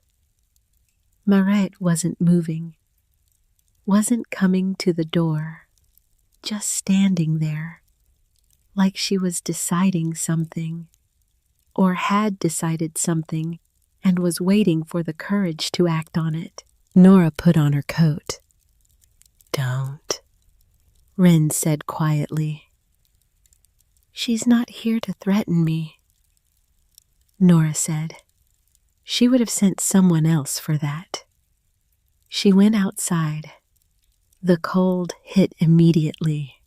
She walked down the porch steps and across the frost-stiff grass to the property line, stopped about 10 feet from where Marette was standing.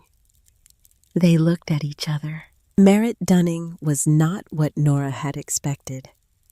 Somehow, she had built a version of this woman in her mind, assembled from Harold Dunning's threatening letters and the signature on the meeting notice. Something harder. Something with less uncertainty in it. But the woman standing here had uncertainty written all over her. Not weakness, just complexity. The kind of face that has spent a long time looking at something uncomfortable. "You came to my house," Nora said. "I know," without calling. "I was afraid I'd lose my nerve if I waited." Nora said nothing. Marette looked at the house behind her, then at the ridge beyond it, then back at Nora. "My father talked about this land my entire childhood," she said, like it was something that had been taken from him, like the Calloway family had something that rightfully belonged to us. He believed that completely, and I grew up inside that belief. Nora waited. "I signed the scheduling form for the meeting because I believed what I'd been told, that the land was sitting idle, that the community needed the economic activity, that your grandmother had been holding the county back out of stubbornness." She paused. "I read your article this morning. It went up 3 hours ago." "I know," she said. "I have a Google alert on the property address." She said it without embarrassment, just plain. like someone stating a fact about themselves they've made peace with. Nora looked at her. I read it. Marais continued. And then I called my father's oldest friend, man named Pershing. He's 91. Has no reason to lie to me. She stopped. He told me things about 1952 that my father never mentioned. About what was actually in those letters. About what was forged. About what was threatened. Nora felt something tighten in her chest. Marais's voice was steady, but the steadiness was the kind that costs something. My father lied to me, she said. Not just by what he said, by what he left out, by the story he chose to tell about this land and your family. He made himself the injured party. He was not the injured party. Silence. Wind through the bare trees. What do you want? Nora asked. Marais looked at her. I want to know if it's too late to be something other than what my father made me into. Nora looked at this woman, at the 54-year-old daughter of Harold Dunning, standing at the edge of a property her family had spent 70 years trying to take. Looking like someone who had just realized the story she'd been living in was not the story she thought it was. Nora knew something about that. It's not too late, she said. Marais exhaled, short, quick, like she'd been holding it. The vote, she said. I know. I can't promise you the whole council, Marais said, but I can promise you my vote, and I can promise you I'll make the case to the 2 members who are genuinely undecided. The others are committed to Heartless, and I won't lie to you about that. What about the survey equipment on the Tillis parcel? Marais's jaw tightened. That's not council jurisdiction. That's a private land action. I can't stop it directly. But there are environmental review requirements for survey activity within 200 feet of a designated watershed boundary, she said carefully. And the spring on your property, is it flowing year-round? Yes. Then it may qualify as a protected water source under the County Environmental Code, which would trigger a mandatory review period. Which would? She paused. Create a legal basis for halting the survey activity pending assessment. Nora looked at her. How long would the review take? Minimum 60 days, Marais said. More likely 90. That's enough time. That's the idea. They stood in the cold for a moment. Not warmly, not as friends, but as 2 women who had just made a decision to stop being on opposite sides of something.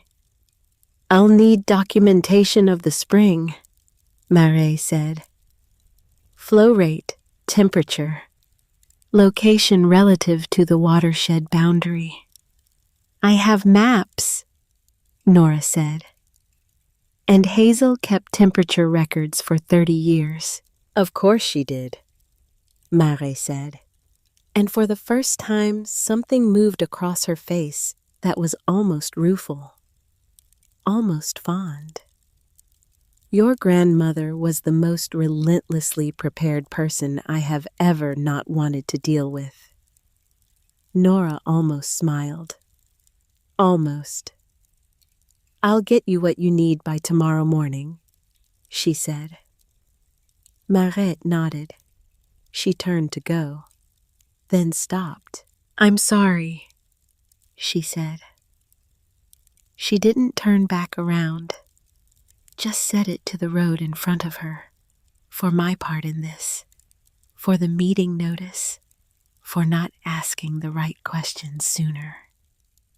Nora looked at the back of her head, at the coat collar turned up against the cold, at the rigid set of a woman's shoulders when she is doing something that costs her. "Thank you for coming," Nora said. Marek got in her car and drove away. Nora stood at the property line for a long moment after the car disappeared around the bend. Then she went inside. Wren was standing in the front room. She had clearly watched the whole thing through the window. What did she want? Wren asked. "To change sides," Nora said. Wren absorbed this. "Can people do that sometimes?" Nora said, "when they finally hear the right story."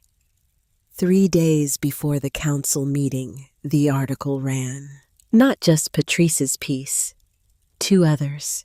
The regional paper out of Lexington ran a shorter version focused on the survey equipment and the watershed question. An environmental law organization in Charleston reached out about filing a formal objection to the rezoning proposal on procedural grounds. Their lawyer said they'd seen this pattern before. The perimeter acquisition, the quiet rezoning, the access petition. She called it textbook. Nora's phone didn't stop. Some calls were supportive. Local people she'd never met.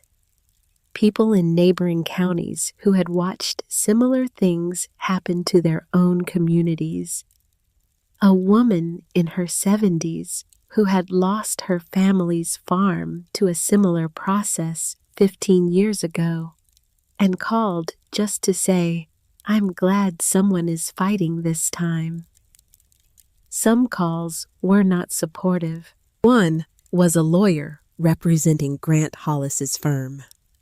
Polite, professional, flagging what he called potential inaccuracies in the published accounts, suggesting that any further statements be reviewed carefully. Nora listened to the whole message. Then she deleted it. One call she almost didn't answer because the number was unfamiliar. But she answered it. "Ms. Calloway." The voice was a woman's, professional, calm. "I'm with the Appalachian Regional Land Trust. We received a referral from Patrice Hollowell, and we've been reviewing your property documentation for the past 48 hours. Nora sat down. The woman's name was Carol Fenwick. She had been working in land conservation for 30 years, and she spoke about the Calloway property with a precision that told Nora she had done her homework. She mentioned the 1901 survey, the geological assessments, the watershed designations, the legal structure of the existing deed. And then she mentioned a protective easement, a permanent one. "Under this structure," Carol said, "you retain full ownership of the property. You can live on it, farm it, pass it to your heirs. But any future sale or development use would require approval from the trust and must meet strict environmental protection criteria. No mining, no industrial access, no subsurface extraction." Nora's hand tightened on the phone. "Permanently." "Permanently," Carol confirmed. "It cannot be undone by a county council vote. It cannot be overridden by a rezoning decision. It operates at a different legal level entirely. How long would it take? For a property with existing documentation as thorough as yours, she said. We could have the paperwork ready within 2 weeks of your agreement. Nora closed her eyes for 1 second. One clean second of something she couldn't name. Not relief exactly, not triumph, something quieter than both. Yes, she said. Pardon? Yes, I agree. Let's do it. A pause on the line. Then I'll send the preliminary documents tomorrow. The night before the council meeting, Nora couldn't sleep. She didn't try very hard. She sat on the porch in Hazel's old coat, the one she'd found on the hook by the back door the second day. Heavy wool, patched at one elbow, smelling of cedar and old work. She had started wearing it without thinking about it, and then with thinking about it. And now she wore it every day because it fit in the way that things fit when they were meant for you, even if they were meant for someone else first. The stars were out, sharp, cold, the kind of night sky you only get in places where no one has thought to light up the dark yet. She thought about Hazel, about a woman who had sat on this same porch, looking at these same stars, carrying this same weight for decades, alone. I don't know if she'll come back. Hazel had written, I left the door unlocked. Some people need to know a door is unlocked before they can choose to walk through it. Nora had needed that. She hadn't known she needed it, but she had. She thought about her mother, about the car door slamming, about the rear window and the figure getting smaller, about the years she had spent being certain that leaving was the right thing to do, because her mother was certain, and certainty is contagious. About the entry in the journal. Maybe she was right. Maybe I do love this land more than her. But this land never walked away from me. Both of them had been right. Both of them had been wrong. Both of them had loved in ways that cost the other person something real. And neither of them had known how to say that while there was still time. Nora pressed her hand flat against the porch railing. The wood was cold under her palm, solid, staying. She thought, I don't want Wren to ever have to find a letter under a floorboard to know that I loved her. She thought, I don't want to communicate through hiding places and journals and messages tucked inside the walls. She thought, some things should just be said. She stayed on the porch until the cold became persuasive, and then she went inside and she stood at the bottom of the stairs for a moment. Then she went up and she pushed open Wren's door.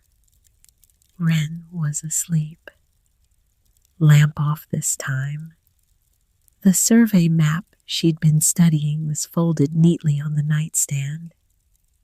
Nora sat on the edge of the bed. Wren stirred. Mom, I need to tell you something. Wren pushed herself up on one elbow. Okay. Nora looked at her daughter in the dark. I've been scared for a long time, she said. Not this week, longer than this week. For most of your life I've been scared, and I've been trying to carry it by myself because I didn't want you to feel it. Wren didn't say anything, but you felt it anyway, didn't you? Wren was quiet for a moment. Yeah, I'm sorry for that. You don't have to be sorry, Wren said. I understood. I know you did, Nora said. That's sort of what I'm apologizing for, that you had to. Wren sat up fully. She pulled the quilt around her shoulders. Is this about tomorrow? It's about everything, Nora said, but also tomorrow. Are you scared about tomorrow? Nora thought about it. Honestly, no, she said. Not anymore. Wren looked at her in the particular way she had. That still, seeing look. Good, Wren said, because I'll be right there. I know, and I already uploaded everything to 3 different drives. I know that too, and if anyone tries anything, I'm going to be very loud. Nora almost laughed. Yes, I know. Wren lay back down. Okay, she said. Get some sleep. Nora smoothed the edge of the quilt, the way she had when Wren was much smaller, the way that doesn't go away just because the child gets bigger. She went to her own room and slept. The county hall parking lot was full an hour before the meeting started. Nora saw it from the road and felt something shift in her chest. Cars she recognized. Owen Danner's truck, Harriet Mobley's old wagon with the cracked taillight, Silas's dark green pickup, and cars she didn't recognize. People from neighboring properties, people from the next county, people she had never met who had read the article and driven here because they understood what was at stake, even without a personal stake in it. She parked and sat for a moment. Wren was in the passenger seat with her notebook open and her pen behind her ear. Ready, Wren said. Yeah. They went in. The room was standing capacity. The smell of damp coats and nervous energy and bad coffee. The council sat at the long oak table up front. 7 members, 5 men, 2 women. Marette Dunning in the center seat, her face composed, unreadable to anyone who didn't know what it had cost her to get here. Grant Hollis was in the back row, dark suit, no expression, the kind of stillness that comes from professional practice. Nora signed her name to the speaker list, took a seat near the front. Wren sat beside her. Silas appeared from the side aisle and sat behind them, said nothing, just put his hand briefly on the back of Nora's chair. Not her shoulder, the chair, like he was anchoring something. Della Vance materialized in the seat beside Wren. No coat, like she'd been there all along. You look like your grandmother right now, Della said quietly. I mean that as the highest possible compliment. The meeting moved through its business. Road maintenance, school budget, a noise ordinance update that someone had strong feelings about. The room endured all of it with the particular compressed attention of people waiting for the thing that actually mattered. Then Marette Dunning said, Item 7. Review and consideration of the Northern Ridge Development Overlay. The room changed. Nora stood when her name was called. She walked to the podium. She didn't have notes. She looked at the council, then at the room. My grandmother lived in Harlan County for 82 years, she said. She raised crops on land her family had worked since 1882. She kept records of every flood, every drought. Every season the creek ran a different color. She kept records of every offer she was made to sell and every reason she refused. She kept journals in a box under the floorboards and survey maps in a chamber cut into the side of a mountain because she understood that what she was protecting was worth protecting carefully. The room was very quiet. She didn't protect it because it was valuable, Nora said. She protected it because it was true. Because the land under that ridge tells a story about this county that goes back further than any of us. And some stories should not be erased just because erasing them is profitable. She looked at the council directly. 3 weeks before my grandmother died, someone in this room scheduled a vote, not after she was gone, while she was dying. Like the timing of her death was a project management consideration. Murmuring in the room, low, controlled. I'm not here to accuse anyone of anything, Nora said. I'm here to tell you what this land is. It's not empty. It's not idle. It's not sitting there waiting to be productive. It has been productive for over 100 years in ways that don't show up in a tax bracket.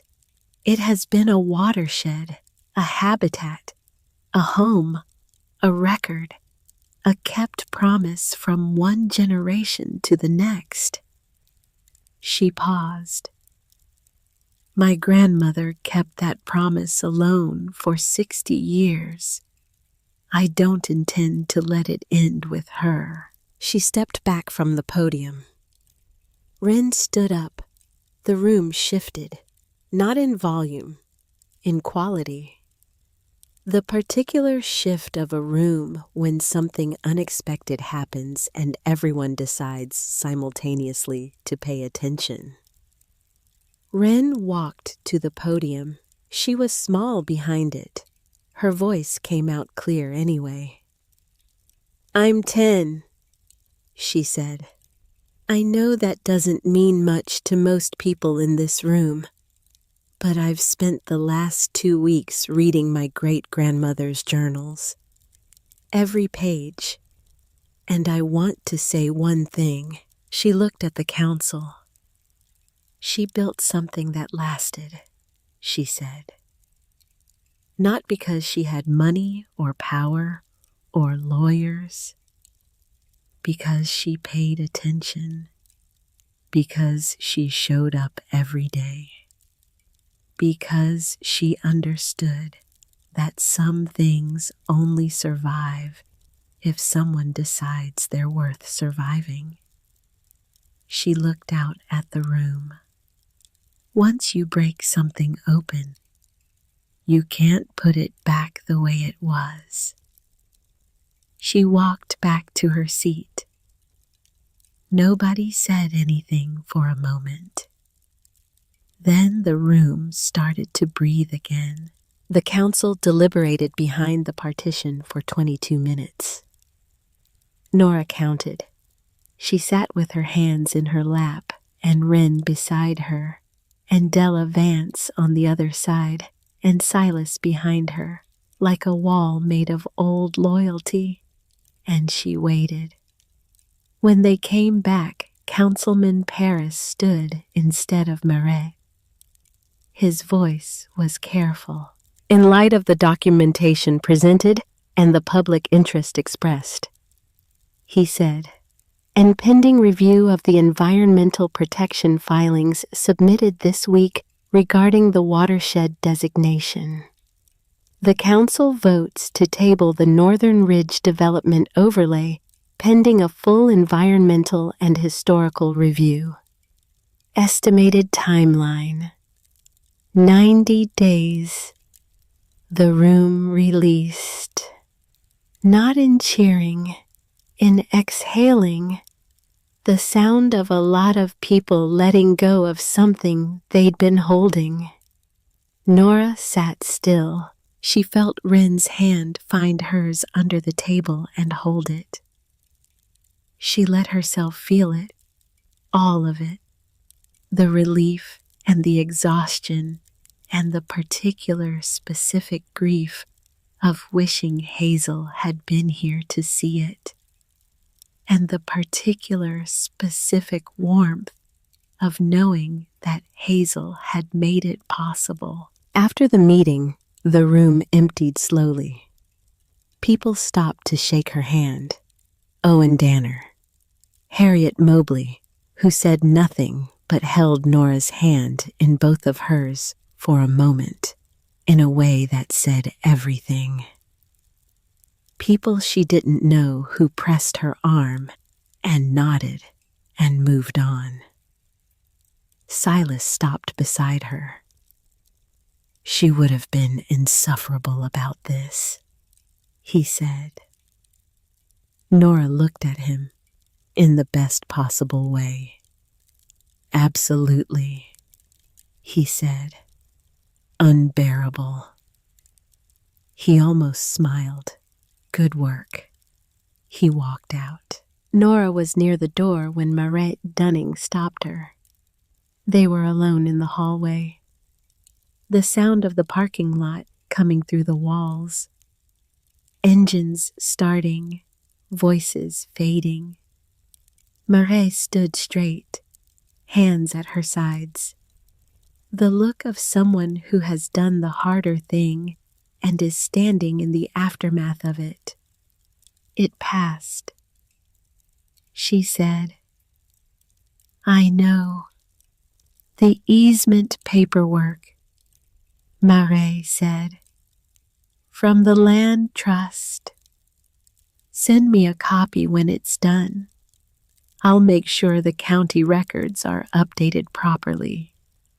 Thank you, Marette nodded. She looked at the wall for a moment, then at Nora. My father spent 30 years trying to take what wasn't his, she said. I spent 20 years not asking whether he was right because asking felt like disloyalty. Nora looked at her. I know something about that, she said quietly. Marette met her eyes. I thought you might.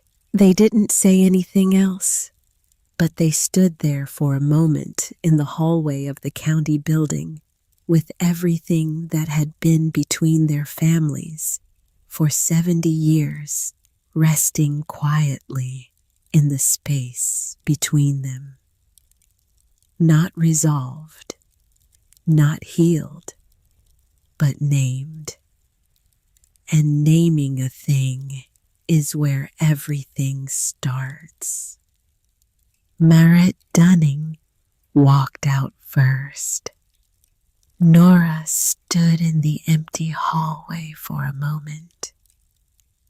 Then she went to find her daughter. 2 weeks later, the easement was signed. Carol Fenwick from the Land Trust drove down from Charleston with 2 colleagues and a notary, and they sat at Hazel's kitchen table and went through every page carefully. Della Vance was there. Silas was there. Owen Danner stood in the doorway because the kitchen couldn't hold everyone. When it was done, Carol sat back and said, That's it. It's permanent. The words were plain, simple, the way the most important things often are. Wren looked at Nora. Is it safe now? Nora looked at her daughter, at the kitchen table covered in documents that had started their life hidden inside stone and under floorboards and folded into the walls of this house. At the fire in the stove, at the window with the ridgeline visible beyond it. Safe, she said, and seen. After everyone left, they walked the ridge. Just the two of them. The trail was muddy from 2 days of rain, but neither of them minded. They went past the spring house, past the hollow, up to the overlook where the whole valley spread below them like something that had been waiting for exactly this angle. Wren stood at the edge and looked out. The hawk appeared from somewhere to the left and traced a wide circle above the tree line without effort. Patient, unhurried, like it had all the time in the world and knew it. Wren watched it. Are we staying? She asked. Nora thought about Carol Fenwick's question when they'd spoken on the phone, about what she planned for the property long term, about the university position someone had mentioned, about all the things that waited elsewhere, about the pull of elsewhere that had always lived in her like a low-frequency hum. She looked at the ridge, at the valley, at the hawk still circling. Not forever, she said. Wren turned to look at her. But long enough, Nora said, to learn what she knew, to record what she recorded, to make sure someone after us knows where the spring is and why it matters. Wren turned back to the valley, and then we pass it on. Yes, Nora said, and then we pass it on. They stood there until the cold became insistent. Then they started back down. Wren went ahead on the trail, picking her way through the mud with the confidence of someone who had learned this path and intended to keep knowing it. Nora followed, and behind them, the ridge held its ground. The way it had for longer than anyone had been counting, unhurried, enormous, made patient by time in a way that nothing built quickly ever is. At the house, Nora went to the kitchen table. She sat down. She pulled a sheet of paper toward her. She wrote slowly. Not to the land trust, not to a lawyer, not to a newspaper, to the person who would come after. She didn't know who they were. She didn't know when they would come. She only knew that someone would, because that was how this place worked. It waited. It kept. It remembered. And when the right person came, it gave them everything they needed to understand. She wrote, "If you're reading this, then you found your way here. That's enough. That already tells me something important about you. What's here isn't money. It isn't power. It isn't anything that makes the ordinary kind of sense. What's here is a record, a kept thing, a place that survived because the people who loved it understood that love isn't a feeling. It's a decision you make every morning, even when it's hard, especially when it's hard. She left it for you. I'm leaving it for you now. Take care of it, and when the time comes, leave it for the next one." She folded the letter, placed it in the wooden box alongside Wren's drawing of the spring house, alongside the locket with its engraved words, alongside a small pressed flower from the south hollow that Wren had put in without explaining. She closed the box, set it on the shelf beside the journals, where it could wait, the way things in this house had always waited, with patience, with faith, with the particular stubborn certainty that the right person would come. They always had. They always would. Outside, the mountain stood against the evening sky, the way it had stood against every sky before this one, gray and enormous and rooted in something so deep no survey had ever fully mapped it. The last light caught the ridgeline and held it for a moment. Gold against the dark, still, staying.